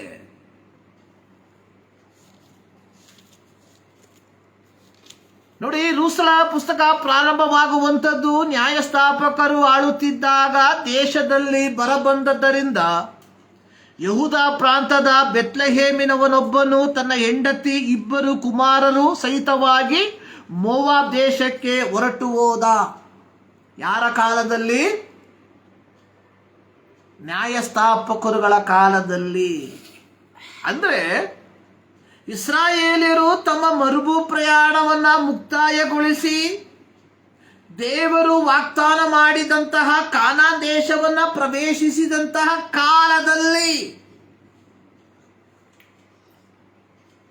ನೋಡಿ, ಅರಣ್ಯಕಾಂಡ ಪುಸ್ತಕವನ್ನು ಓದುವಂತಹ ಸಂದರ್ಭದಲ್ಲಿ ಇಸ್ರಾಯೇಲ್ ಮಕ್ಕಳು ಕಾನಾನ್ ದೇಶವನ್ನು ನೋಡುವುದಕ್ಕೆ ಬಂದಾಗ ಅವರು ಹೊತ್ತು ತಂದಂತಹ ಒಂದು ದ್ರಾಕ್ಷೆ ಗೊಂಚಲು ನಾವು ಕೈಯಲ್ಲಿ ಹಿಡಿಯುವ ರೀತಿಯಲ್ಲಿ ಹಿಡ್ಕೊಂಡು ಬರಲಿಲ್ಲ. ಅವರು ಒಂದು ದೊಡ್ಡ ಮರದ ದಿಮ್ಮಿಯನ್ನು ತೆಗೆದುಕೊಂಡು ಅದರಲ್ಲಿ ದ್ರಾಕ್ಷೆ ಗೊಂಚಲನ್ನ ಕಟ್ಟಿ 2 ವ್ಯಕ್ತಿಗಳು ಹೊತ್ತುಕೊಂಡು ಬಂದು ಅಂತ ಸುಂದರವಾದಂತಹ ಫಲಭರಿತವಾದ ದೇಶದಲ್ಲಿ ಏನು ಮಾಡಿದ್ರು? ಇಸ್ರಾಯೇಲ್ಯರನ್ನ ದೇವರು ಕರ್ಕೊಂಡೋಗಿ ಸೇರಿಸಿದ್ರು. ಆದರೆ ಬರ ಬಂದಂತಹ ಸಂದರ್ಭದಲ್ಲಿ ಯಹೂದ್ಯ ಗೋತ್ರಕ್ಕೆ ಸೇರಿದವನಾದಂತಹ ಎಲಿಮಲೇಕ ತನ್ನ ಹೆಂಡತಿಯೊಂದಿಗೆ ಮೋವಾಬ್ ದೇಶಕ್ಕೆ ಹೊರಟು ಹೋಗ್ತಾ ಇದ್ದಾನೆ. ಯಾರು ಮೋವಾಬ್ಯರು? ಇದೇ ಇಸ್ರಾಯೇಲ್ಯರು ಐಗುಪ್ತ ದೇಶದಿಂದ ಹೊರಟು ಬಂದು ಯೋರ್ದಾನಿನ ಹೊಳೆಯ ತೀರದಲ್ಲಿ ತಮ್ಮ ಗುಡಾರವನ್ನು ಹಾಕಿಕೊಂಡಿರುವಾಗ ಇದೇ ಮೋವಾಬ್ಯರ ಅರಸನಾದಂತಹ ಬಾಲಾಕನು ಬೀಳಾಮನೆಂಬ ಪ್ರವಾದಿಯನ್ನು ಕರೆಸಿ ಇವರನ್ನ ಶಪಿಸುವುದಕ್ಕೆ ಹೇಳಿದಂತಹ ವ್ಯಕ್ತಿ.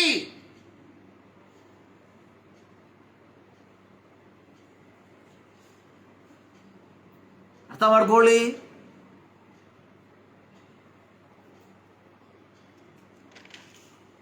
ಆದರೆ ಇವೆಲ್ಲವನ್ನ ಕಣ್ಣಾರೆ ಕಂಡಂತಹ ಕುಟುಂಬವಾಗಿತ್ತು ಈ ಎಲಿಮಲೇಕನ ಕುಟುಂಬ. ಆದರೆ ಜೀವಿತದಲ್ಲಿ ಸಂದಿಗ್ಧವಾದ ಪರಿಸ್ಥಿತಿ ಬಂದಾಗ, ದೇಶದಲ್ಲಿ ಬರಗಾಲ ಬಂದಾಗ ದೇವರನ್ನು ವಿಚಾರಿಸದೆ, ದೇವರ ಮುಖವನ್ನು ನೋಡದೆ ಯಾವ ದೇಶದವರು ತಮ್ಮನ್ನ ಶಪಿಸುವುದಕ್ಕೋಸ್ಕರವಾಗಿ ಜನರನ್ನ ಕಳಿಸಿದ್ದೋ ಆ ದೇಶಕ್ಕೆ ಹೊರಟು ಹೋಗ್ತಾ ಇದ್ದಾರೆ.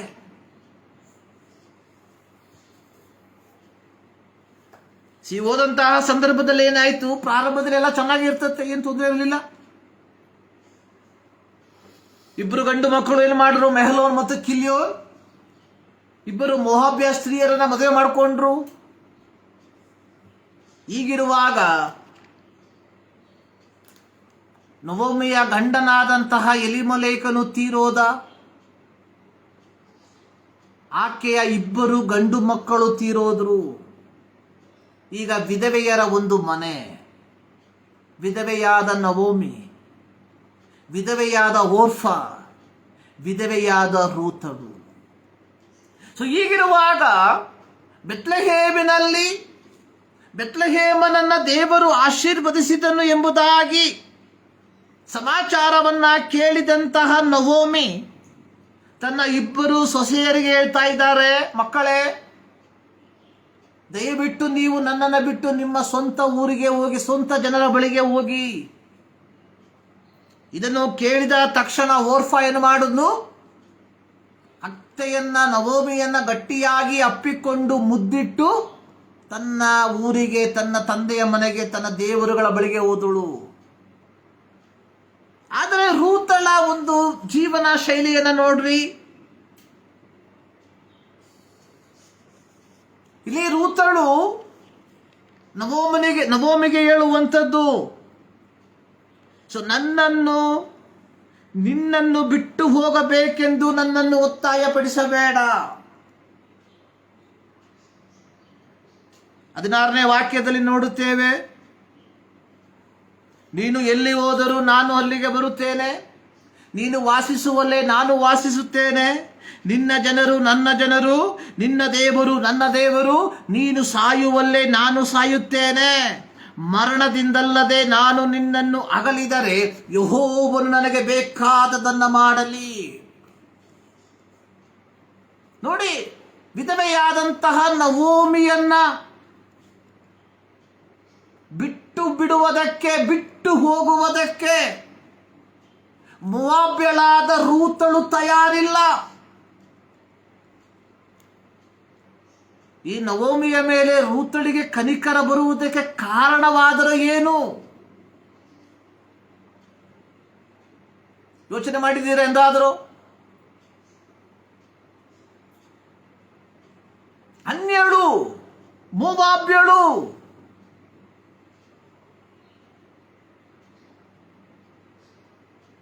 ಆಕೆಯ ಕರುಣೆ, ಸಹಾನುಭೂತಿ, ನವೋಮಿಯ ಮೇಲೆ ಇರುವಂತಹ ಸಹಾನುಭೂತಿ ನೋಡಿ. ಇಲ್ಲಿ ರೂತಳು ಒಂದು ಮಾತು ಹೇಳ್ತಾ ಇದ್ದಾಳೆ.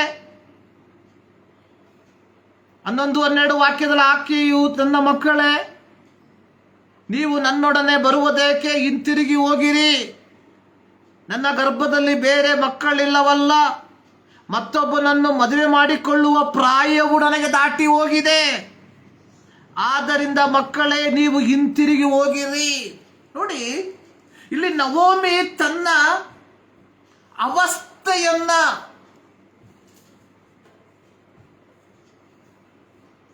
She is helpless. ಆ ಒಂದು ಪರಿಸ್ಥಿತಿಯನ್ನ ನೋಡಿದಂತಹ ರೂತಳು, ತನ್ನ ಅತ್ತೆಯ ಪರಿಸ್ಥಿತಿಯನ್ನ ಗ್ರಹಿಸಿದಂತಹ ರೂತಳು ಅತ್ತೆಯನ್ನ ಬಿಟ್ಟು ಹೋಗುವುದಕ್ಕೆ ತಯಾರಿಲ್ಲ. ರೂತಳು ಹೇಳ್ತಾ ಇದ್ದಾಳೆ, ನಿನ್ನ ದೇವರು, ನಿನ್ನ ಜನರು ನನ್ನ ಜನರು. ನೋಡಿ, ಅರಣ್ಯಕಾಂಡ ಪುಸ್ತಕವನ್ನು ಓದುವಂತಹ ಸಂದರ್ಭದಲ್ಲಿ ಗೊತ್ತಾಗ್ತದೆ, ಸರ್ವಶಕ್ತನಾದ ದೇವರು ಹೇಳಿದ್ದಾನೆ, ಮೋವಾಬ್ಯರೊಟ್ಟಿಗೆ ಯಾವ ಸಂಬಂಧವನ್ನ ಬೆಳೆಸಬಾರದು. ಇದು ಹಾಗುಬಿಟ್ಟು ಜಾಸ್ತಿ ವರ್ಷ ದಾಟಲಿಲ್ಲ. ಆದ್ರೆ ಇಲ್ಲಿ ಮೋವಾಬ್ಯಳಾದ ರೂತಳು ಹೇಳ್ತಾ ಇದ್ದಾಳೆ, your god is my god, your people is my people. At any cost. So ನಿನ್ನನ್ನು ನಾನು ಅನಾಥಳಾಗಿ ಬಿಡೋದಿಲ್ಲ. ವೇರೆವರ್ ಯು ಗೋ, ಎಲ್ಲಿ ಹೋದ್ರೇನು ನಾನು ನಿನ್ನ ಸಂಗಡ ಬರ್ತೇನೆ. ರೂತಳಿಗೆ ನವೋಮಿಯ ಮೇಲೆ ಈ ಒಂದು ಕನಿಕರ ಹುಟ್ಟುವುದಕ್ಕೆ ಕಾರಣ ಏನು ಪ್ರಿಯರೇ? ಎಂದಾದರೂ ಯೋಚನೆ ಮಾಡಿದ್ದೀರಾ?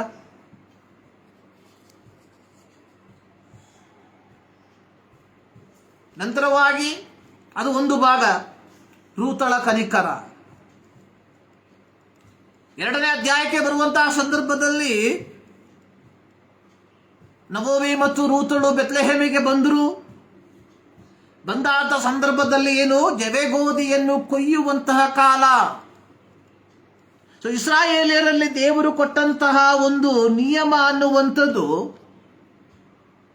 ನೀವು ಬೆಳೆಗಳನ್ನು ಕೊಯ್ಯುವಂತಹ ಸಂದರ್ಭದಲ್ಲಿ ನಿಮ್ಮ ಹೊಲದ ಮೂಲೆಗಳನ್ನು ಸೇರಿಸಿ ಕೊಯ್ಯಬಾರದು. ಅಂದರೆ ಮೂಲೆಗಳಲ್ಲಿ 4 ಮೂಲೆಗಳಲ್ಲಿ ಇರುವಂತಹ ದವಸ ಧಾನ್ಯಗಳನ್ನು ಅನಾಥರಿಗೂ ಪರದೇಶಸ್ಥರಿಗೋಸ್ಕರವಾಗಿ ಬಿಟ್ಟುಬಿಡಬೇಕು. ಆಮೇಲೆ ಕೊಯ್ಯುವಂತಹ ಸಂದರ್ಭದಲ್ಲಿ ಧಾನ್ಯಗಳು ಕೆಳಗೆ ಬೀಳ್ತತೆ, ಕೆಲವು ತೆನೆಗಳು ಕೆಳಗೆ ಬೀಳ್ತತೆ. ಸೊ ಈಗ ಕೆಳಗೆ ಬೀಳುವಂತಹ ತೆನೆಗಳನ್ನು ನೀವು ಆಯ್ಬಾರ್ದು. ಅದು ಅನಾಥರಿಗೂ ಪರದೇಶಸ್ಥರಿಗೋಸ್ಕರವಾಗಿ ಬಿಟ್ಟು ಬಿಡಬೇಕು. ಧರ್ಮೋಪದೇಶ ಕಾಂಡ ಪುಸ್ತಕವನ್ನು ಕಲಿಯುವಂತಹ ಸಂದರ್ಭದಲ್ಲಿ ಅಲ್ಲಿ ಬರೆಯಲ್ಪಟ್ಟಿರುವಂಥದ್ದು, ನೀವು ದವಸಗಳನ್ನು ಕೊಯ್ದು, ಸಿವುಡುಗಳನ್ನು ಕೊಯ್ದು, ತೆನೆಗಳನ್ನು ಕೊಯ್ದು ಸಿವುಡು ಕಟ್ಟಿ ನೀವು ಮನೆಗೆ ತೆಗೆದುಕೊಂಡು ಹೋಗಿದ ನಂತರ ಯಾವುದಾದರೂ ಸಿವುಡು ಮರೆತು ಹೋಗಿ ನೀವು ಹೊಲದಲ್ಲಿ ಬಿಟ್ಟು ಬಂದಿದ್ರೆ ಆ ಸಿವುಡನ್ನು ತರುವುದಕ್ಕೆ ನೀವು ಹಿಂತಿರುಗಿ ಹೋಗಬಾರ್ದು. ಆ ಸಿವುಡು ಬಡವರಿಗೆ, ಅನಾಥರಿಗೋಸ್ಕರವಾಗಿ ಇರತಕ್ಕದ್ದು. ನೋಡಿ, ಕರುಣಾಮಯನಾದ ದೇವರು ಇಸ್ರಾಯೇಲರಿಗೋಸ್ಕರವಾಗಿ ಮಾತ್ರವಲ್ಲ, ಅನಾಥರಿಗೋಸ್ಕರವಾಗಿ, ವಿಧವೆಯರಿಗೋಸ್ಕರವಾಗಿ, ಪರದೇಶಸ್ಥರಿಗೋಸ್ಕರವಾಗಿ ಆತನು ಚಿಂತಿಸುವಂತಹ ದೇವರು. ಯೇಸು ಕ್ರಿಸ್ತನ ಮೂಲಕ ಪಾಪ ಕ್ಷಮಾಪಣೆಯನ್ನು ಪಡೆದುಕೊಂಡು ದೇವರ ಮಕ್ಕಳೆಂಬ ಅಹಂನಲ್ಲಿ ಜೀವಿಸುತ್ತಿರುವಂಥ ದೇವರ ಮಗನೇ, ಮಗಳೇ, ನಾವು ಪರರಿಗೋಸ್ಕರವಾಗಿ ಚಿಂತಿಸುವಂತವರಾಗಿದ್ದೇವ.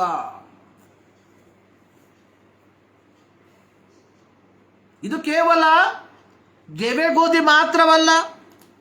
ಧರ್ಮೋಪದೇಶ ಕಾಂಡ 24ನೇ ಅಧ್ಯಾಯದ 19ರಿಂದ 22 ವಾಕ್ಯದಲ್ಲಿ ನಾವು ನೋಡುವಂಥದ್ದು, ನೀವು ದ್ರಾಕ್ಷೆಯನ್ನ ಕೊಯ್ಯುವಾಗ ಕೆಳಗೆ ಬಿದ್ದ ದ್ರಾಕ್ಷೆಯನ್ನ ಅಕ್ಕಲಾಯಬಾರದು. ನೀವು ಎಣ್ಣೆ ಮರದ ಕಾಯಿಗಳನ್ನು ಮರದಿಂದ ಉದುರಿಸುವಾಗ ಕೆಳಗೆ ಮತ್ತೆ ಅದನ್ನು ಉದುರಿಸಬಾರ್ದು. ಒಂದು ಸಾರಿ ಉದುರಿಸ್ಬಿಟ್ಟು ಮುಂದಕ್ಕೆ ಮುಗಿತು, ಬಾಕಿ ಇದ್ರೆ ಅದು ಬಡವರಿಗೋಸ್ಕರ, ಅನಾಥರಿಗೋಸ್ಕರ, ಪರದೇಶಸ್ಥರಿಗೋಸ್ಕರವಾಗಿ ಇರತಕ್ಕದ್ದು.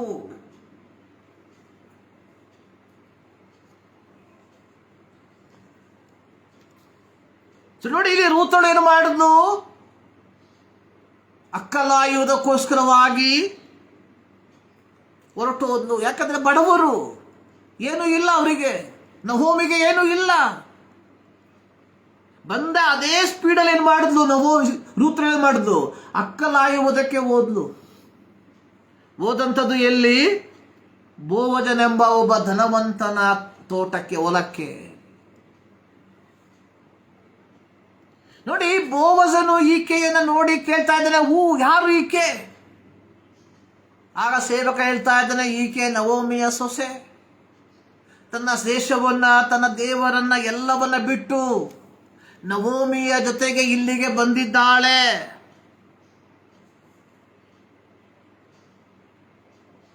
ನೋಡಿ, ಇಲ್ಲಿ ಬೋವಸ ಹೇಳ್ತಾ ಇದ್ದಾನೆ, ಬೋವಸ ನವೋಮಿಗೆ ಹೇಳುವಂತ ಒಂದು ಮಾತು, 2ನೇ ಅಧ್ಯಾಯ 11ನೇ ವಾಕ್ಯ, ಬೋವಜನು ನಿನ್ನ ಗಂಡನು ಸತ್ತ ಮೇಲೆ ನೀನು ಅತ್ತೆಯನ್ನು ಪ್ರೀತಿಸಿ ತಂದೆ ತಾಯಿಗಳನ್ನು, ಸ್ವದೇಶವನ್ನು ಬಿಟ್ಟು ನೀನು ಈವರೆಗೂ ಅರಿಯದ ಜನರ ಬಳಿಗೆ ಬಂದಿರುವಿ ಎಂದು ನನಗೆ ಚೆನ್ನಾಗಿ ಗೊತ್ತಾಗಿದೆ. ನೀನು ಮಾಡಿದ ಉಪಕಾರಕ್ಕೆ ಪ್ರತಿಯಾಗಿ ಯೆಹೋವನು ನಿನಗೆ ಉಪಕಾರ ಮಾಡಲಿ. ನೋಡಿ, ಯಾವ ಸಂಬಂಧ ಇಲ್ಲ. ಆದರೆ ರೂತಳು ನವೋಮಿಯ ಮೇಲೆ ಕರುಣೆಯನ್ನ ತೋರಿದ್ಲು. ಪ್ರಿಯರೇ, ನಮ್ಮ ಜೀವಿತದಲ್ಲಿ ಈ ಒಂದು ಸ್ವಭಾವ ಇದೆಯಾ ಎಂಬುದನ್ನು ನಾವು ಒಮ್ಮೆ ಯೋಚನೆ ಮಾಡಬೇಕು. ನಾವು ಕೇವಲ ಧಾರ್ಮಿಕ ವಿಧಿವಿಧಾನಗಳಿಗೆ ಮಾತ್ರ ಸೀಮಿತವಾಗಿ ನಮ್ಮ ಜೀವಿತವನ್ನು ನಿರ್ವಹಿಸುವಂತವರಾಗಿದ್ದೇವಾ, ಅಥವಾ ಯೇಸು ಕ್ರಿಸ್ತನ ಮನಸ್ಸು ನಮ್ಮಲ್ಲಿ ಇದೆಯಾ? ನೋಡಿ, ಕರುಣೆ ಅನ್ನುವಂಥದ್ದು ಅದು ನಮ್ಮಲ್ಲಿ ಅಂತರ್ಲೀನವಾಗಿರತಕ್ಕ ಒಂದು ಗುಣವಾಗಿರಬೇಕು. ಆದಿಕಾಂಡ 1:26 ನಾವು ನೋಡ್ತೇವೆ, ನಂತರ ದೇವರು ನಮ್ಮ ಸ್ವರೂಪದಲ್ಲಿ ನಮ್ಮ ಹೋಲಿಕೆಗೆ ಸರಿಯಾಗಿ ಮನುಷ್ಯರನ್ನು ಉಂಟು ಮಾಡೋಣ ಎಂದು ಹೇಳ್ದ. ಅಂದ್ರೆ ದೇವರ ಸ್ವರೂಪ, ದೇವರ ಸ್ವರೂಪ ಅನ್ನುವಂಥದ್ದು ಏನು? ಅದು ದೇವರ ಹೋಲಿಕೆ ಅಂದ್ರೆ ಏನು? 2 ಕಾಲು, 2 ಕೈ, ಕಣ್ಣು, ಕಿವಿ, ಮೂಗು, ಬಾಯಿ, ಕೇವಲ ಇದು ಮಾತ್ರವಲ್ಲ, ಆತನ ಗುಣಲಕ್ಷಣ. ಕರುಣೆಯು ದೇವರ ಗುಣಲಕ್ಷಣ. ಹೀಗಿರುವಾಗ ಯೇಸು ಕ್ರಿಸ್ತನ ರಕ್ತದ ಮೂಲಕ ಪಾಪ ಕ್ಷಮಾಪಣೆಯನ್ನು ಪಡೆದುಕೊಂಡಿರುವ ದೇವರ ಮಕ್ಕಳು ಕರುಣೆಯುಳ್ಳವರಾಗಿರಬೇಕು. ನೋಡಿ, ಯೇಸು ಸ್ವಾಮಿ ತನ್ನ ಪರ್ವತ ಪ್ರಸಂಗದಲ್ಲಿ ಹೇಳಿರುವಂತಹ ಮಾತು ಬಿಹ್ಯಾಟಿಟ್ಯೂಡ್ಸ್ ನಲ್ಲಿ ನಾವು ನೋಡ್ತೇವೆ. ಅಲ್ಲಿ ನಾವು ನೋಡುವಂಥದ್ದು ಮತ್ತಾಯ 5 ಅದರ 7ನೇ ವಾಕ್ಯ, ಕರುಣೆಯುಳ್ಳವರು ಧನ್ಯರು, ಅವರು ಕರುಣೆಯನ್ನ ಹೊಂದುವರು. ನೋಡಿ, ನಾವು ಒಂದು ನಿಂಬೆ ಹಣ್ಣನ್ನ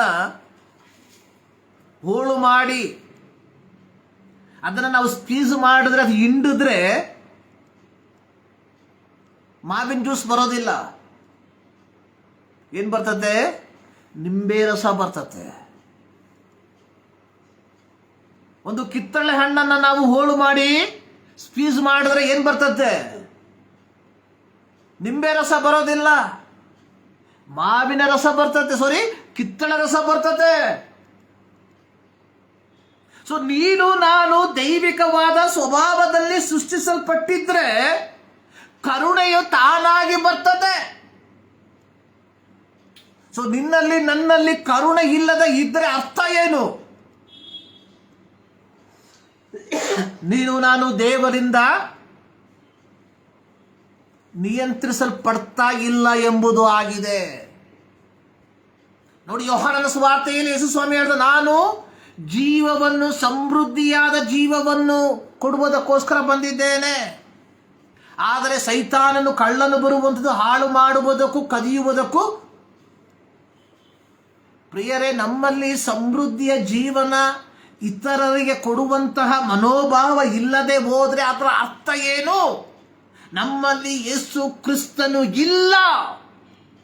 ಅರ್ಥ ಮಾಡ್ಕೊಳ್ಳಿ ಚೆನ್ನಾಗಿ. ನಾವು ಸಭೆಗೆ ಹೋಗ್ಬೋದು, ಕಾಣಿಕೆ ಕೊಡ್ಬೋದು, ಪಾಸ್ಟರ್ಗಳ ಮುಂದೆ, ಸಭೆಯವರ ಮುಂದೆ ಒಳ್ಳೆ ಹೆಸರನ್ನು ಸಂಪಾದನೆ ಮಾಡಬಹುದು. ಆದರೆ ಕರುಣೆ ಇಲ್ಲದೆ ಹೋದ್ರೆ we are not the child of god, we are not the children of god. ನಾವು ದೇವರ ಮಕ್ಕಳಲ್ಲ ಎಂಬುದನ್ನು ನೀನು ನಾನು ಏನ್ ಮಾಡಬೇಕು? ಅರ್ಥ ಮಾಡ್ಕೊಳ್ಬೇಕು. ಇಲ್ಲಿ ಬೋವಸ ಏನ್ ಮಾಡ್ತಾ ಇದ್ದಾನೆ? ಆಕೆಗೆ ಅಕ್ಕಲಾಯುವುದಕ್ಕೆ ಮಾತ್ರವಲ್ಲ ಅಪ್ಪಣೆ ಕೊಟ್ಟಿದ್ದು, ತನ್ನ ಸೇವಕರಿಗೆ ಹೇಳ್ತಾ ಇದ್ದಾನೆ, ನೀವು ತೆನೆಗಳನ್ನ ಕೊಯ್ಬೇಕಾದ್ರೆ ಹೆಚ್ಚಾಗಿ ಕೆಳಗೆ ಹಾಕಿ ಆಕೆ ಕೂಡಿಸ್ಕೊಳ್ಳಿ. ಏನನ್ನ ನೋಡಿ ಅಲ್ಲ, ಯಾವ ಪ್ರತಿಫಲವನ್ನ ಅಪೇಕ್ಷಿಸಿ ಅಲ್ಲ ಬೋವಸ ಈ ಒಂದು ಕೆಲಸವನ್ನ ಮಾಡಿದ್ದು. ಪ್ರೀತಿಯ ದೇವಜನರೇ, ನೀನು ನಾನು ಕರುಣೆಯನ್ನ ತೋರಿಸಬೇಕಾಗಿರುವಂಥದ್ದು ಏನನ್ನಾದರೂ ಹೊಂದಿಕೊಳ್ಳಬೇಕೆಂಬ ಕೆಟ್ಟ ಬಯಕೆಯಿಂದಲ್ಲ. ನೀನು ನಾನು ಇತರರಿಗೆ ಸಹಾಯ ಮಾಡಬೇಕಾಗಿರುವಂಥದ್ದು ಕೆಟ್ಟ ದೃಷ್ಟಿಯಿಂದಲ್ಲ, ಕೆಟ್ಟ ಮನೋಭಾವದಿಂದಲ್ಲ.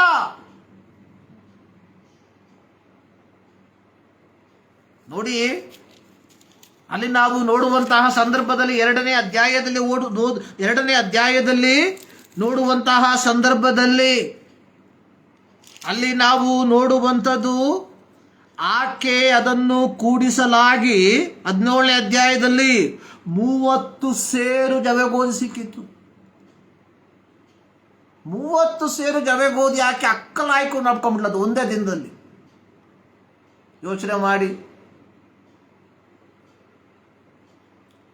ಬೋವಾಸನ ಮನಸ್ಥಿತಿ ಯೋಚನೆ ಮಾಡಿ. ಯಾಕೆಂದ್ರೆ ಬೋವಾಸ ಹೇಳ್ತಾ ಇದ್ದಾನೆ, ಆಕೆಗೆ ಬೈಬೇಡಿ, ನೀವು ಕೊಯ್ಯುವಂತಹ ಸಂದರ್ಭದಲ್ಲಿ ಏನ್ ಮಾಡಬೇಕು, ಸಿಬುಡುಗಳನ್ನ ಕೆಳಗೆ ಹಾಕಿ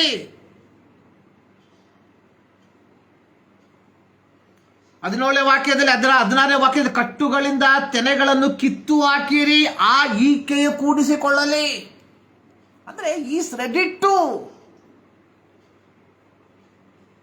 ಕಳಕೊಳ್ಳುವುದಕ್ಕೆ ತಯಾರಾಗಿದ್ದಾನೆ. ಯಾರು? ಬೋವಜ. ಅದು ಸಹಾನುಭೂತಿ. ಅಂದ್ರೆ ಸಹಾನುಭೂತಿ ತೋರಿಸುವುದು ಅಂತ ಹೇಳಿದ್ರೆ, ನಾನು ಚಿಕನ್ ಬಿರಿಯಾನಿ ತಿಂದುಬಿಟ್ಟು ನನ್ನ ಪಕ್ಕದವನಿಗೆ ಅಳಿಸದ ನೆನ್ನೆಯ ಅನ್ನವನ್ನ ಕೊಡುವಂಥದ್ದಲ್ಲ ಸಹಾನುಭೂತಿ. ಇಂದು ನಾವು ತೋರಿಸುವಂತಹ ಸಹಾನುಭೂತಿ ಹಂಗೆ. ಹೊಸ ಬಟ್ಟೆಯನ್ನ ಖರೀದಿ ಮಾಡಿ ಉಪಯೋಗ ಶೂನ್ಯವಾದಂತಹ ಬಟ್ಟೆಯನ್ನ ಬಡವರಿಗೆ ಕೊಡುವಂಥದ್ದಲ್ಲ ಸಹಾನುಭೂತಿ.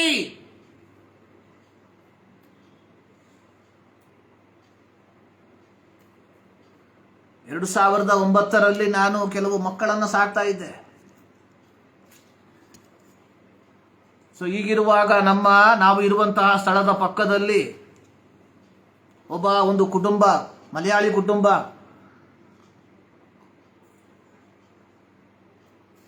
ನಮ್ಮ ಮಕ್ಕಳಿಗೆ ವಸ್ತ್ರವನ್ನು ಕೊಡೋದಕ್ಕೆ ನನ್ನ ಕರೆದ್ರು. ಅದು ಅವರು ಹಣ ಕೊಟ್ಟು ಇಸ್ಕೊಳ್ಳುವಂಥ ವಸ್ತ್ರ ಅಲ್ಲ, ಅಮೇರಿಕದಿಂದ ಹಿಂಗೆ ಬಡವರಿಗೋಸ್ಕರವಾಗಿ ಬರುವಂತಹ ವಸ್ತ್ರ. ಈ ಪುಣ್ಯಾತ್ಮ ಏನು ಮಾಡ್ದ, ಅಮೇರಿಕದಿಂದ ಯಾರೋ ಕಳಿಸ್ಕೊಟ್ರು, ಪಾಪ ಇಲ್ಲಿಂದ ಯಾರೋ ಕಳಿಸ್ಕೊಟ್ರು, ಬಟ್ಟೆಗಳನ್ನು ಕಳಿಸ್ಕೊಟ್ರು. ಈತ ಏನು ಮಾಡ್ದ, ಕಳಿಸಿದಂಥ ಹೊಸ ಬಟ್ಟೆಯನ್ನು ತನ್ನ ಮಕ್ಕಳಿಗೋಸ್ಕರವಾಗಿ ತೆಗೆದಿಟ್ಟ.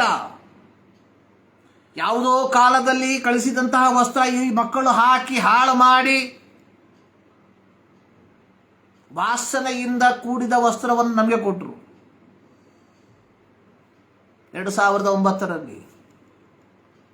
ನಾನು ಅದೇ ರೀತಿ ತಗೊಂಡು ಬೆಂಕಿಗೆ ಹಾಕ್ಬಿಟ್ಟೆ ಅದನ್ನು. ಇದೆಲ್ಲ ಸಹಾನುಭೂತಿ. ಬೇರೊಂದು ಸಂದರ್ಭದಲ್ಲಿ ಒಂದು ಸಭೆಯವರು ನಮ್ಮ ಮಕ್ಕಳಿಗೆ ಸ್ವಲ್ಪ ಬಟ್ಟೆ ಕೊಟ್ಟರು. ಆ ಬಟ್ಟೆಯನ್ನು ಕೊಡುವುದಕ್ಕಿಂತ ಮುಂಚೆ ಫೋಟೋ ತೆಗೆದುಕೊಂಡ್ರು. ಇದೆಲ್ಲ ಸಹಾನುಭೂತಿ.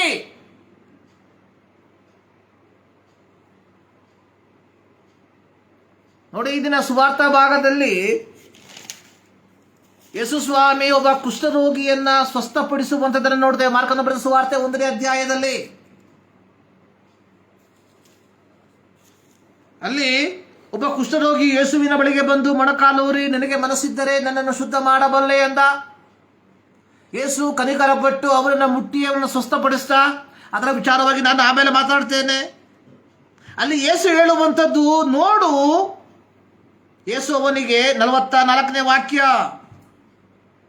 ಆಗ ಯೇಸು ಅವನಿಗೆ ಯಾರಿಗೂ ಹೇಳಬೇಡ, ನೋಡು, ಯಾರಿಗೂ ಹೇಳಬೇಡ. ಸೊ ನಾವು ಸಹಾನುಭೂತಿ ತೋರಿಸುವಂಥದ್ದು, ನಾವು ಕರುಣೆ ತೋರಿಸುವಂಥದ್ದು ಫ್ಲಕ್ಸ್ ಹಾಕ್ಬಿಟ್ಟು. ಕೆಲವು ದಿನಗಳ ಹಿಂದೆ ನಮ್ಮ ಮೊಬೈಲ್ಗಳಲ್ಲಿ ಒಂದು ವಿಡಿಯೋ ಬರ್ತಾ ಇತ್ತು. ಕೇವಲ 2 ಅಂಕೆಯ 3 ಅಂಕೆಯ ಚೆಕ್ ಅನ್ನು ಕೊಡುವುದಕ್ಕೆ 4 ಅಂಕೆಯ ಫ್ಲಕ್ಸ್ ಅನ್ನು ಹಾಕಿರುವಂಥದ್ದು. ಕೊಡುವಂಥದ್ದು ಕೇವಲ 100, ಆದರೆ ಆ 100ನ್ನು ಕೊಡುವುದಕ್ಕೆ ಖರ್ಚು ಮಾಡಿರುವಂಥದ್ದು ಲಕ್ಷ.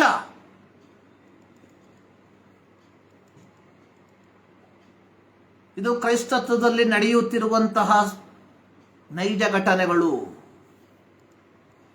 ಯೇಸು ಸ್ವಾಮಿ ಹೇಳ್ತಾ ಇದ್ದಾನೆ, ಯಾರಿಗೂ ಹೇಳ್ಬೇಡ.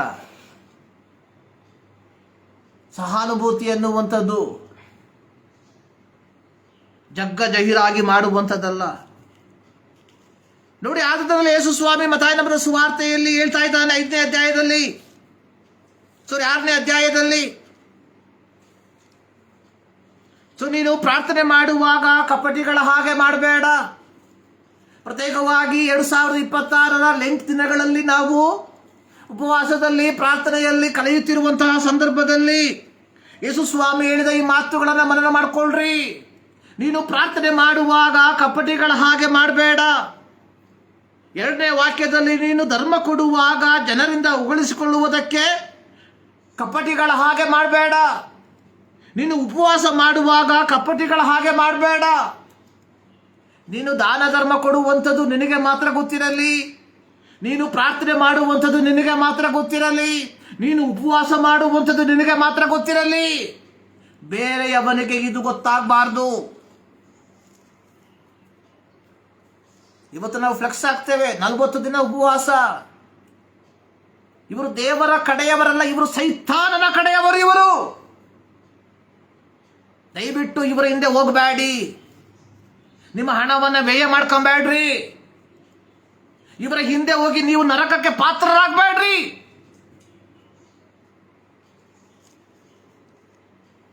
ನೋಡಿ, ಬೋವಜ ಹೇಳ್ತಾ ಇದ್ದಾನೆ, ಏನ್ ಹೇಳ್ತಾ ಇದ್ದಾನೆ? ಕಟ್ಟುಗಳಿಂದ ಸಿಬುಡುಗಳ ತೇನಗಳನ್ನು ಕೆಳಗಾಕಿ ಆಕೆ ಆರಿಸ್ಕೊಳ್ಳಿ. ಕರುಣೆ, ಕನಿಕರ, ಯಾವುದನ್ನು ನಿರೀಕ್ಷಿಸದೆ. ನೋಡಿ, ನಾವು ನೋಡಿದ್ವಿ ಲೂಕನ ಸುವಾರ್ತೆಯಲ್ಲಿ ಆ ಸಮಾರ್ಯದವನು ಯಾವುದನ್ನು ನಿರೀಕ್ಷಿಸದೆ ಅರೆಜೀವವಾಗಿ ಬಿದ್ದಂತಹ ವ್ಯಕ್ತಿಯನ್ನು ಸಹಾಯ ಮಾಡ್ದ.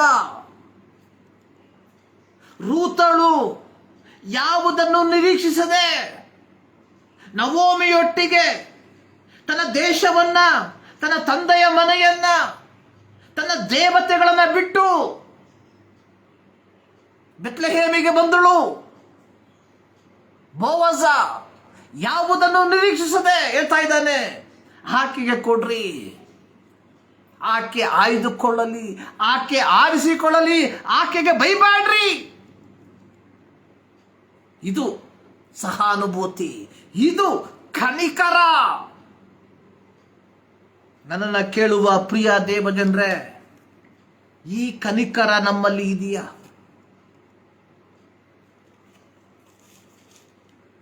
ನೋಡಿ, ಅಪೊಸ್ತಲನಾದ ಪೌಲ ಎಫೆಸ ಸಭೆಯ ವಿಶ್ವಾಸಿಗಳಿಗೆ ಹೇಳುವಂಥದ್ದು ಅದರ 4ನೇ ಅಧ್ಯಾಯದಲ್ಲಿ 25ರಿಂದ 32 ವಾಕ್ಯಗಳಲ್ಲಿ ನಾವು ನೋಡುತ್ತೇವೆ. ಏನ್ ಮಾಡಬೇಕಂತೆ? ಕ್ರೈಸ್ತರ ನಡತೆ ಹೇಗಿರಬೇಕು?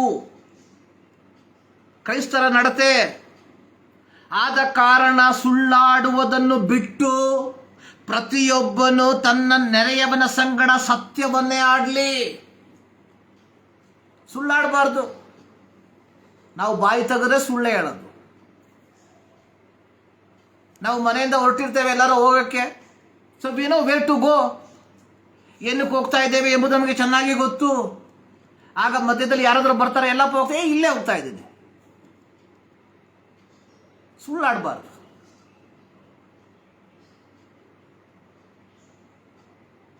ಕೋಪ ಮಾಡಬಾರ್ದು.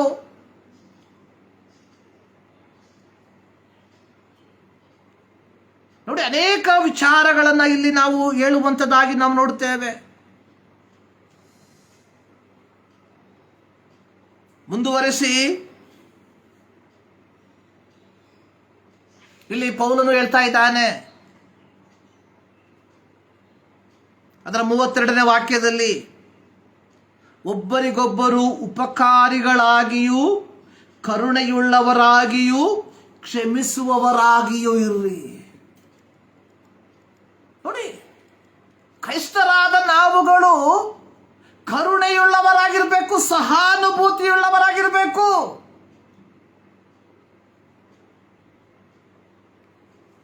ನೋಡಿ, ಮತ್ತಾಯನ ಸುವಾರ್ತೆಯಲ್ಲಿ ಯೇಸು ಸ್ವಾಮಿ ಹೇಳ್ತಾ ಇದ್ದಾರೆ 5ನೇ ಅಧ್ಯಾಯದಲ್ಲಿ,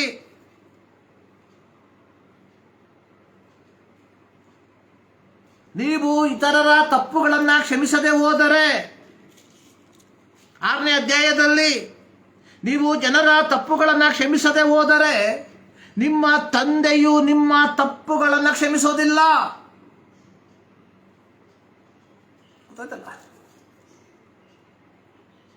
ಯೋಚನೆ ಮಾಡಬೇಡ್ರಿ, ಕಾಣಿಕೆ ಕೊಟ್ಬಿಟ್ರೆ, ದಶಮಭಾಗ ಕೊಟ್ಬಿಟ್ರೆ ಎಲ್ಲ ಸರಿಯಾಗುತ್ತೆ. ಏನು ಮಣ್ಣು ಸರಿಯಾಗಲ್ಲ.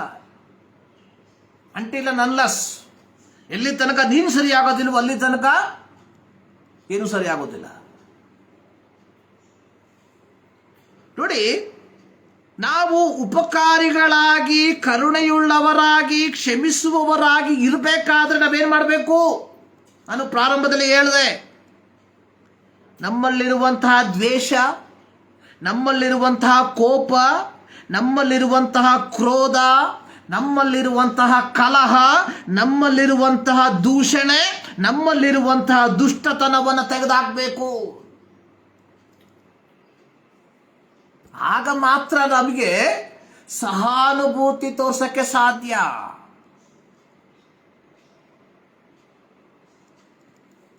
ಇಲ್ಲದೆ ಹೋದ್ರೆ ಆಗಲ್ಲ ಪ್ರಿಯರೇ, ಆಗಲ್ಲ. See, nothing, you are losing your eternity. ಅರ್ಥ ಮಾಡ್ಕೊಳ್ಳಿ. ಸೊ ನೀವು ನಿಮ್ಮ ನಿತ್ಯತ್ವವನ್ನು ಕಳ್ಕೊಳ್ತಾ ಇದ್ದೀರಾ.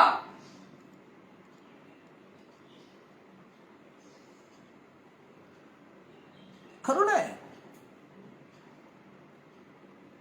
ಅನ್ನುವಂಥದ್ದು ಕಾಣಿಕೆ ಹಾಕೋದಲ್ಲ. ಚರ್ಚಿಗೆ ಹೋಗ್ಬಿಟ್ಟು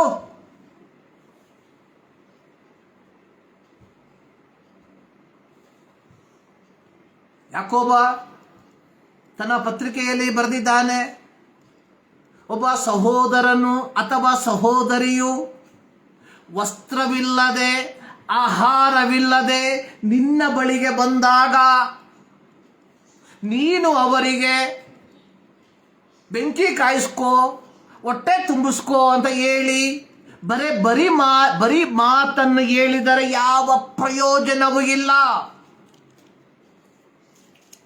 ಇವತ್ತು ನಾವು ಹಂಗೆ, brother will pray for you. ಯಾರು ಬೇಕು ನಿನ್ನ ಮಣ್ಣು ಪ್ರಾರ್ಥನೆ? ನೀನೇ ಪಿಶಾಚಿ, ಮತ್ತೆ ನೀನೇನು ಪ್ರಾರ್ಥನೆ ಮಾಡು ನನಗೋಸ್ಕರ?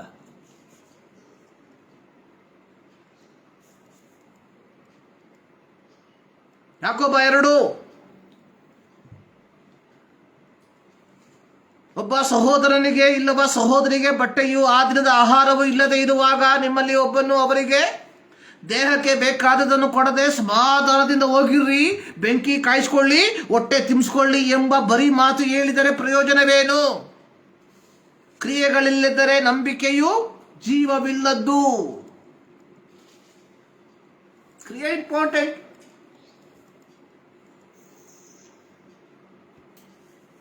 ನೋಡಿ, ನಮ್ಮ ದೇಶದ ಒಂದು ಸಂಸ್ಕೃತಿ, ಒಂದು ಕತೆ ಇದೆ. ಸೊ ಎಷ್ಟು ಜನ ಆ ಕತೆ ಓದಿದ್ರೆ ಗೊತ್ತಿಲ್ಲ.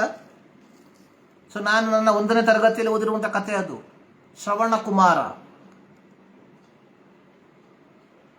ಶ್ರವಣಕುಮಾರನ ತಂದೆ ತಾಯಿಗಳು ಇಬ್ಬರು ಕುರುಡ್ರು. ಶ್ರವಣಕುಮಾರನ ತಂದೆ ತಾಯಿಗಳಿಗೆ ಒಂದೇ ಒಂದು ಆಸೆ, ಸಾವು ಬರುವುದಕ್ಕಿಂತ ಮುಂಚೆ ತೀರ್ಥಯಾತ್ರೆ ಮಾಡಬೇಕು. ತಂದೆ ತಾಯಿಗಳು ಏನು ಮಾಡಿದ್ರು? ಕುರುಡರಾದ ತಂದೆ ತಾಯಿಗಳು ಶ್ರವಣಕುಮಾರನಿಗೆ ಹೇಳಿದ್ರು, ಮಗ, ನಮ್ಮ ಒಂದೇ ಒಂದು ಆಸೆ ತೀರ್ಥಯಾತ್ರೆ ಮಾಡಬೇಕು, ಕಾಶಿಗೆ ಹೋಗಬೇಕು. ಶ್ರವಣಕುಮಾರ ಏನು ಮಾಡ್ದ? ಅವನ ಹತ್ರ ಕುದುರೆ ಇಲ್ಲ ಕರ್ಕೊಂಡು ಹೋಗೋದಕ್ಕೆ. ಆತ ಏನು ಮಾಡ್ದ? 2 ಪುಟ್ಟಿಯನ್ನು ತೆಗೆದುಕೊಂಡ.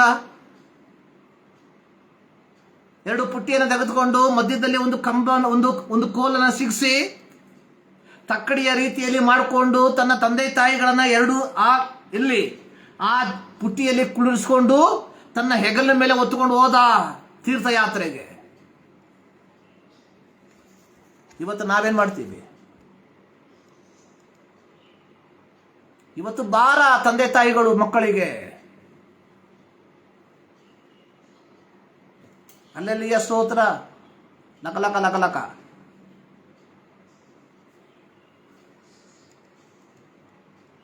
ಬರ್ತಿದ್ದೀವಿ, ಲಕ್ಕ ಲಕ್ಕ ಲಕ್ಕ ಲಕ್ಕ. ಬದುಕಿರುವಂತ ತಂದೆ ತಾಯಿಗಳಿಗೆ ಒಂದು ಲೋಟ ನೀರು ಕೊಡಕ್ಕೆ ಯೋಗ್ಯತೆ ಇಲ್ಲದವನು. ಕರುಣೆಯುಳ್ಳವರಾಗಿರ್ಬೇಕು. ಯಾರಿಗೆ ಮೊದಲು ತಂದೆ ತಾಯಿಗಳು ನೋಡ್ಕೊಳ್ಳಿ. ಇವತ್ತು ಕ್ರೈಸ್ತತ್ವಕ್ಕೆ ಬೇಕಾಗಿರುವಂಥದ್ದು ಕರುಣೆಯ ಮೆಸೇಜ್ ಅಲ್ಲ. ಇವತ್ತು ಕ್ರೈಸ್ತರಿಗೆ ನಾನು ನೀನು ಕೊಡಬೇಕಾಗಿರುವಂಥದ್ದು honour your father and mother. ತಂದೆ ತಾಯಿಗಳನ್ನು ಸನ್ಮಾನಿಸ್ರಿ.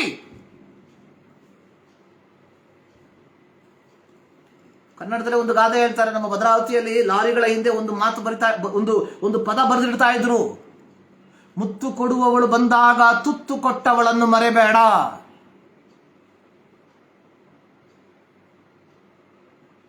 ಕರುಣೆ ಇಲ್ಲಿ, ಕರುಣೆ ಇಲ್ಲಿ. ತಂದೆ ತಾಯಿಗಳೊಂದಿಗೆ ಇರಬೇಕಾದ ಕರುಣೆ ಎಲ್ಲಿ? ನೋಡಿ, ಮೋವಾಬ್ಯಳು ಅತ್ತೆ. ಇವತ್ತು ನಾವು ಅತ್ತೆ ಅಂತಾನೆ ಪ್ರೀತಿ ಮಾಡ್ತೀವಿ, ಬಹಳ ಪ್ರೀತಿ ಮಾಡ್ತೀವಿ. ಆದರೆ ಇಲ್ಲಿ ಅತ್ತೆ ಬೇರೆ. ಯೋಚನೆ ಮಾಡಬೇಕು. ನವೋಮಿಯನ್ನ ಪ್ರೀತಿ ಮಾಡಿದಂತಹ ಸೊಸೆ ಯಾರು? ಸೊಸೆ ಪ್ರೀತಿ ಮಾಡಿದ್ದು. ಆದರೆ ಇವತ್ತು ಮಗ ಆ ಕಡೆ ಪ್ರೀತಿ ಮಾಡ್ತಾನೆ. You are losing your eternity. ಮತ್ತೆ ಮತ್ತೆ ಹೇಳ್ತೀರಿ.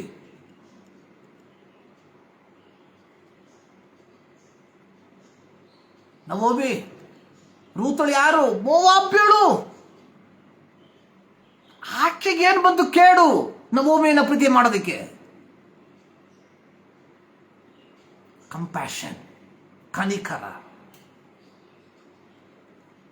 ಯಾಕಂದ್ರೆ ನವೋಮಿ ಹೇಳ್ತಾ ಇದ್ದಾಳೆ, ನನಗೆ ಪ್ರಾಯ ಮೀರ್ಬಿಟ್ಟಿದೆ, ಸೊ ನನಗೆ ಇನ್ನೊಂದು ಮದುವೆ ಆಗಕ್ಕೆ ಸಾಧ್ಯ ಇಲ್ಲ. I am helpless. ಸೊ ನಾನು ಈ ರೀತಿ ನೆನೆಸ್ಕೊಳ್ತೇನೆ. ಆಕೆಗೆ ತೋಟದಲ್ಲಿ ಹೋಗ್ಬಿಟ್ಟು ಅಕ್ಕಲ್ಲ ಇದಕ್ಕೆ ಆಗೋದಿಲ್ಲ. ಆದರೆ ರೂತಳು she took the decision. ತೀರ್ಮಾನ ತೆಗೆದುಕೊಂಡ್ಲು. Wherever you go I will come. Your people is my people. ನಿನ್ನ ಜನ ನನ್ನನ್ನು ಅಂಗೀಕಾರ ಮಾಡಲಿದ್ರೆ ಪರವಾಗಿಲ್ಲ. They are my people. Your god is my god. Where you die there I will be. ಮರಣದಿಂದಲ್ಲದೆ ನಿನ್ನನ್ನ ನನ್ನಿಂದ ಬೇರ್ಪಡಿಸುವುದಕ್ಕೆ ಸಾಧ್ಯವಿಲ್ಲ. ಕಾರಣ ಕಂಪ್ಯಾಷನ್. ಅದು ಮುಖ್ಯ ರೀ. ಕರುಣೆ ಇಲ್ಲದ ಜೀವಿತ. ನನ್ನ ಪ್ರಿಯ ದೇವ ಜನರೇ, ನಾವ್ ಹೇಳ್ದಲ್ಲ, ಇದು ಬೇಕಾದ್ರೆ ಏನ್ ಬೇಕು ನಮಗೆ? ಪೌಲ ಹೇಳ್ತಾ ಇದ್ದಾನೆ 4ನೇ ಅಧ್ಯಾಯದಲ್ಲಿ, ಎಲ್ಲ ದ್ವೇಷ.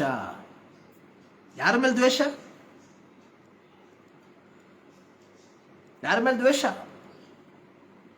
ಮತ್ತಾಯನ ಬರೆದ ಸುವಾರ್ತೆಯಲ್ಲಿ ಯೇಸು ಸ್ವಾಮಿ ಹೇಳ್ತಾ ಇದ್ದಾರೆ, ನೀನು ಕಾಣಿಕೆಯನ್ನ ಯಜ್ಞವೇದಿಯ ಬಳಿಗೆ ತಂದಾಗ ನಿನ್ನ ಸಹೋದರನ ಮನಸ್ಸಿನಲ್ಲಿ ನಿನಗೆ ಏನಾದರೂ ವಿರೋಧವದೆ ಎಂಬುದು ನಿನ್ನ ನೆನಪಿಗೆ ಬಂದ್ರೆ, ನೀನು ಕಾಣಿಕೆಯನ್ನು ಯಜ್ಞವೇದಿಯ ಬಳಿಗೆ ಬಿಟ್ಟು ಮೊದಲು ನಿನ್ನ ಸಹೋದರನ ಸಂಗಡ ಒಂದಾಗು,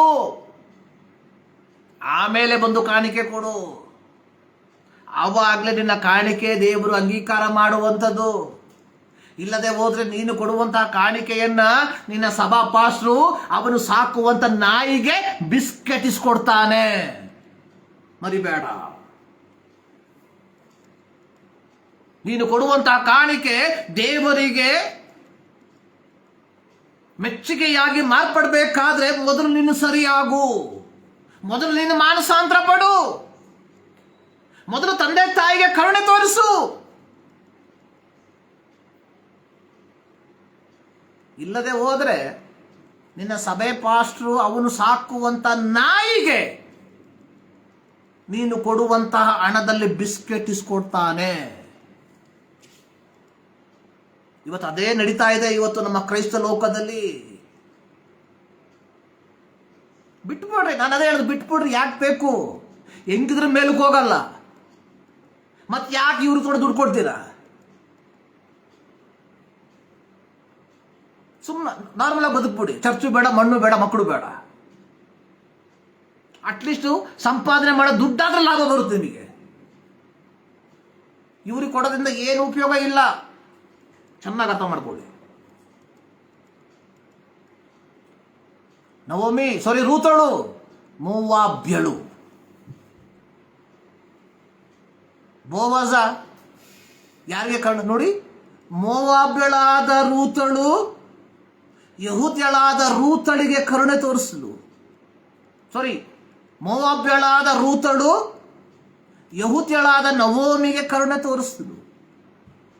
ಆದರೆ 2ನೇ ಅಧ್ಯಾಯಕ್ಕೆ ಬರುವಂತಹ ಸಂದರ್ಭದಲ್ಲಿ ಯಹೂದ್ಯನಾದ ಬೋವಾಜನು ಮೋವಾಬ್ಯಳಾದ ರೂತಳಿಗೆ ಕರುಣೆ ತೋರಿಸ್ತಾ ಇದ್ದಾನೆ. ಅದಕ್ಕೆ ನಾವು ಹೇಳ್ತೀವಲ್ಲ, ಮಾಡಿ ದುಣ್ಣೋ ಮಾರಾಯ ಅಂತ ಹೇಳಿದರೆ ಯಾಕೆ ಭಯ, ಬಿತ್ತಿದನ್ನೇ ಕೊಯ್ಯಬೇಕು, ಏನೋ ಹೇಳೋ ಮಾರಾಯ. ಇದೆಯಲ್ಲ ಮನೆಯಲ್ಲಿ, ಇದೇ ಸಿಕ್ಕುತ್ತೆ ವಾಪಸ್ಸು. ಇಟ್ ಇಸ್ ಎ ಯೂನಿವರ್ಸಲ್ ಲಾ. ಸಾಮಾಜಿಕ ನ್ಯಾಯ ಇದೆ. ಏನು, ಕಲ್ಲು ಮೇಲೆ ಕೆಸಿದ್ರೆ ಕೆಳಗೆ ಬೀಳ್ತದೆ. ಪ್ರಿಯ ದೇವಜನರೇ, ಕರುಣೆಯುಳ್ಳವರಾಗಿರ್ರಿ. We are called. ನಾವು ಸಹಾನುಭೂತಿ ತೋರಿಸುವುದಕ್ಕೋಸ್ಕರವಾಗಿ ಕರೆಯಲ್ಪಟ್ಟವರು. ಭಕ್ತಿ ಎನ್ನುವಂಥದ್ದು ಇದಲ್ಲ.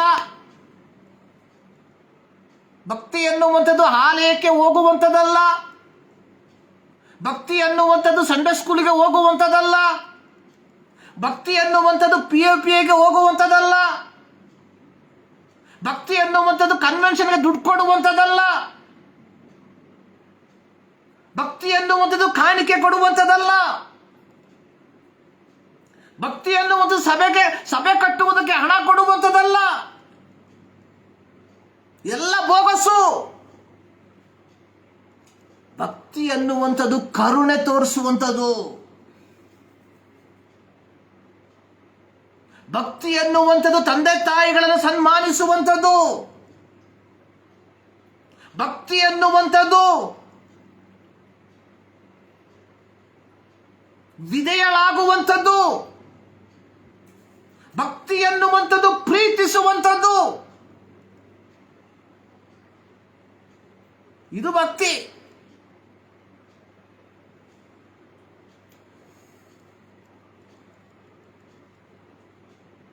ನೋಡಿ, ಮೋವಾಬ್ಯಳಾದ ರೂತಳು ಯಹೂದ್ಯಳಾದ ನವೋಮಿಗೆ ಕನಿಕರ ತೋರಿಸಿದ್ಲು. ತೋರಿಸುವಂತ ಯಾವ ಅವಶ್ಯಕತೆ ಇಲ್ಲ. ನೋಡಿ, ಓರ್ಫ ನೋಡಿ, ಹೇಳಿದೆ ತಡ, ಮುದ್ದಿಟ್ಲು, ಒಳಗ್ಬಿಟ್ಲು. ಆದರೆ ಈಕೆ ನೋಡಿ ಪಾಪ, all the way to Moab. ಮೋವಾಬಿನಿಂದ ವಿಧವೆಯಾದಂತಹ, ವೃದ್ಧೆಯಾದಂತಹ, ಬಲವಿಲ್ಲದಂತಹ ನವೋಮಿಯೊಂದಿಗೆ ಯಾತ್ರೆ ಮಾಡ್ತಾ ಇದ್ದಾಳೆ. ಎಲ್ಲಿಗೆ? ಬೆತ್ಲೆಹೇಮಿಗೆ. ಅದು ಮಾತ್ರವಲ್ಲ, ತನ್ನ ಅತ್ತೆಗೆ ಆಹಾರಕ್ಕೋಸ್ಕರವಾಗಿ ಬೆಳಗ್ಗೆಯಿಂದಲೇ ಅಕ್ಕಲಾಯುವುದಕ್ಕೆ ಹೋಗ್ತಾ ಇದ್ದಾಳೆ. ಇದು ಕರುಣೆ. This is called the compassion. ಇದು ದೇವರು ನಿನ್ನಿಂದ ನನ್ನಿಂದ ಬಯಸುವಂಥದ್ದು.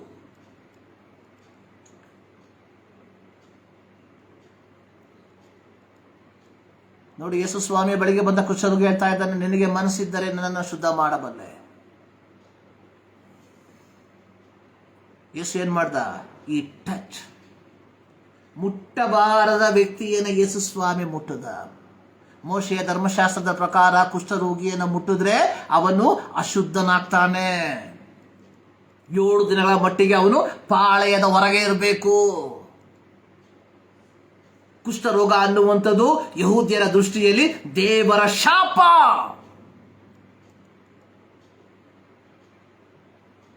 ಔಟ್ ಸ್ಕ್ಯಾಟರ್ಡ್, ಸಮಾಜದಿಂದ, ಕುಟುಂಬದಿಂದ, ಧಾರ್ಮಿಕತೆಯಿಂದ ತಳ್ಳಲ್ಪಟ್ಟಂತಹ ವ್ಯಕ್ತಿಯಾಗಿದ್ದ ಕುಷ್ಠರೋಗಿ. ಯೇಸು ಸ್ವಾಮಿ ಬೆಳಗ್ಗೆ ಬಂದು ಹೇಳ್ತಾರೆ, ನಿನಗೆ ಮನಸ್ಸಿದ್ರೆ, ಈ ನ್ಯೂ ಹೂ ಇಸ್ ಕ್ರೈಸ್ಟ್. ಆ ಕುಷ್ಠರೋಗಿ ಗೊತ್ತು ಈತ ಯಾರು ಎಂಬುದಾಗಿ. ಅದಕ್ಕೆ ಹೇಳ್ತಾ ಇದ್ರೆ, ನಿನಗೆ ಮನಸ್ಸಿದ್ರೆ ನನ್ನನ್ನು ಶುದ್ಧ ಮಾಡಬಲ್ಲೆ. ಯೇಸು ಸ್ವಾಮಿ ಶುದ್ಧನಾಗು ಅಂತ ಹೇಳಲಿಲ್ಲ. ಈ ಹೋಲ್ಡ್ ಹಿಮ್, ಅವನನ್ನು ಮುಟ್ಟುತ್ತಲೇ ಅವನ ಕುಷ್ಠವು ಹೋಯಿತು. ಇವತ್ತು ನಮಗೆ ತಂದೆ ತಾಯಿಗಳು ಕುಷ್ಠ, ಸಹೋದರರು ಕುಷ್ಠ, ಸ್ನೇಹಿತರು ಕುಷ್ಠ, ನಿರ್ಗತಿಕರು ಕುಷ್ಠ, ಪರದೇಶಸ್ಥರು ಕುಷ್ಠ.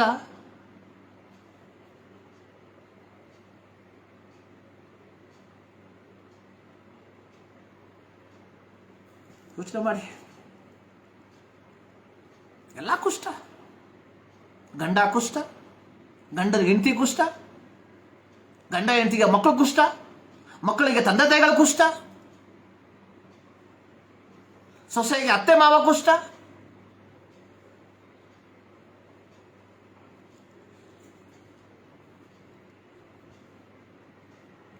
ಬಟ್ ಭಾನುವಾರ ಮಾತ್ರ ಹೊಡೆದಿದ್ದು. ಯಾವ ಪುರುಷಾರ್ಥಕ್ಕೋಸ್ಕರವಾಗಿ?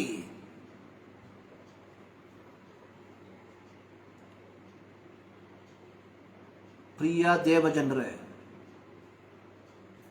ಹೂಎವರ್ ಇಟ್ ಮೇ ಬಿ, ನೀವು ಯಾರೇ ಆಗಿರ್ಬೋದು,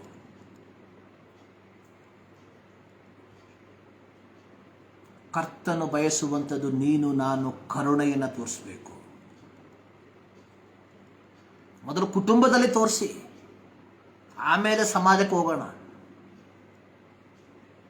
ಯೇಸು ಸ್ವಾಮಿ ಹೇಳಿದು, ಪವಿತ್ರಾತ್ಮನು ನಿಮ್ಮ ಮೇಲೆ ಬರಲು ನೀವು ಯೆರೂಸಲೇಮಿನಲ್ಲಿ.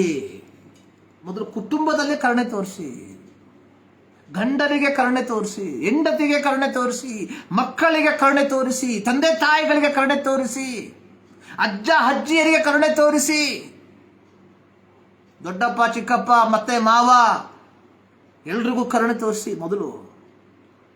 ಆಮೇಲೆ ಆಗಲಿ ಬೇರೆ ಕಡೆ ಹೊರಗಡೆ. ಮನೆಯಲ್ಲೇ ಮಾಡೋದಕ್ಕೆ 1000 ಕೆಲಸ ಇದೆ, ಅದು ಬಿಟ್ಬಿಟ್ಟು ಹೊರಗೆ ಹೋಗ್ತಾ ಇದ್ದೀವಿ ಏನೋ ಮಾಡಕ್ಕೆ.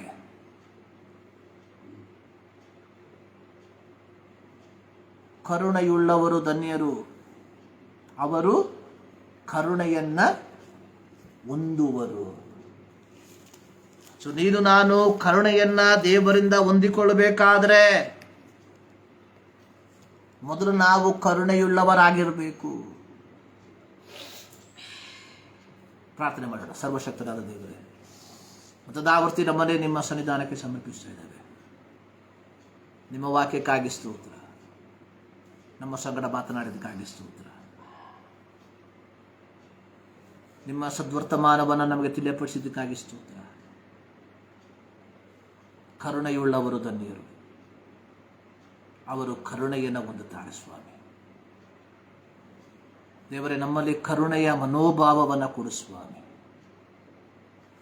ಕರುಣೆ ಪಡದೆ, ಸಹಾನುಭೂತಿ ತೋರಿಸದೆ, ಕನಿಕರೆ ತೋರಿಸದೆ, ಅದಕ್ಕೆ ಅಡ್ಡವಾಗಿ ನಿಂತಿರುವಂಥ ಎಲ್ಲ ಕೋಪ, ಕ್ರೋಧ, ದ್ವೇಷ, ಕಲಹಗಳನ್ನು, ಈ ಸ್ವಭಾವಗಳನ್ನು ನನ್ನಿಂದ ತೆಗೆದಾಕಪ್ಪ ಸ್ವಾಮಿ. ಮತದಾವರ್ತಿ ನನ್ನನ್ನೇ ನಿನ್ನ ಕರಗಳಿಗೆ ಸಮರ್ಪಿಸ್ತಾ ಇದ್ದೇನೆ. ನಿಮ್ಮ ವಾಕ್ಯವನ್ನು ಕೇಳಿದಂಥ ಪ್ರತಿಯೊಬ್ಬರನ್ನು ನಿಮ್ಮ ಸನ್ನಿಧಾನಕ್ಕೆ ಸಮರ್ಪಿಸ್ತಾ ಇದ್ದೇನೆ. ಆಶೀರ್ವದಿಸು. ಕೇವಲ ಕೇಳಿದಂಥದ್ದು ಮಾತ್ರವಲ್ಲ, ಕೇಳಿರುವ ವಾಕ್ಯವನ್ನು ತಮ್ಮ ದೈನಂದಿನ ಜೀವಿತದಲ್ಲಿ ಅಳವಡಿಸಿಕೊಳ್ಳುವುದಕ್ಕೆ ಕೃಪೆ ಮಾಡು. ಯೇಸು ಕ್ರಿಸ್ತನ ಬುಧ ನಾಮದಲ್ಲಿ ಬೇಡುತ್ತೇವೆ ತಂದೆ. ನಮ್ಮ ಕರ್ತನಾದ ಯೇಸು ಕ್ರಿಸ್ತನ ಕೃಪೆ, ತಂದೆಯಾದ ದೇವರ ಪ್ರೀತಿ, ಪವಿತ್ರಾತ್ಮನ ನ್ಯೂನತೆ ನಾವು ಪ್ರಾರ್ಥಿಸಿದಂಥ ಎಲ್ಲ ಪ್ರಾರ್ಥನಾ ಮನವಿಗಳ ಮೇಲೆ ಇಂದಿನಿಂದ ಸದಾಕಾಲವು ನೆಲೆಗೊಂಡಿರಲಿ. ಆಮೇಲೆ ದೇವರು ನಿಮ್ಮೆಲ್ಲರನ್ನ ಧಾರಾಳವಾಗಿ ಆಶೀರ್ವದಿಸಲಿ.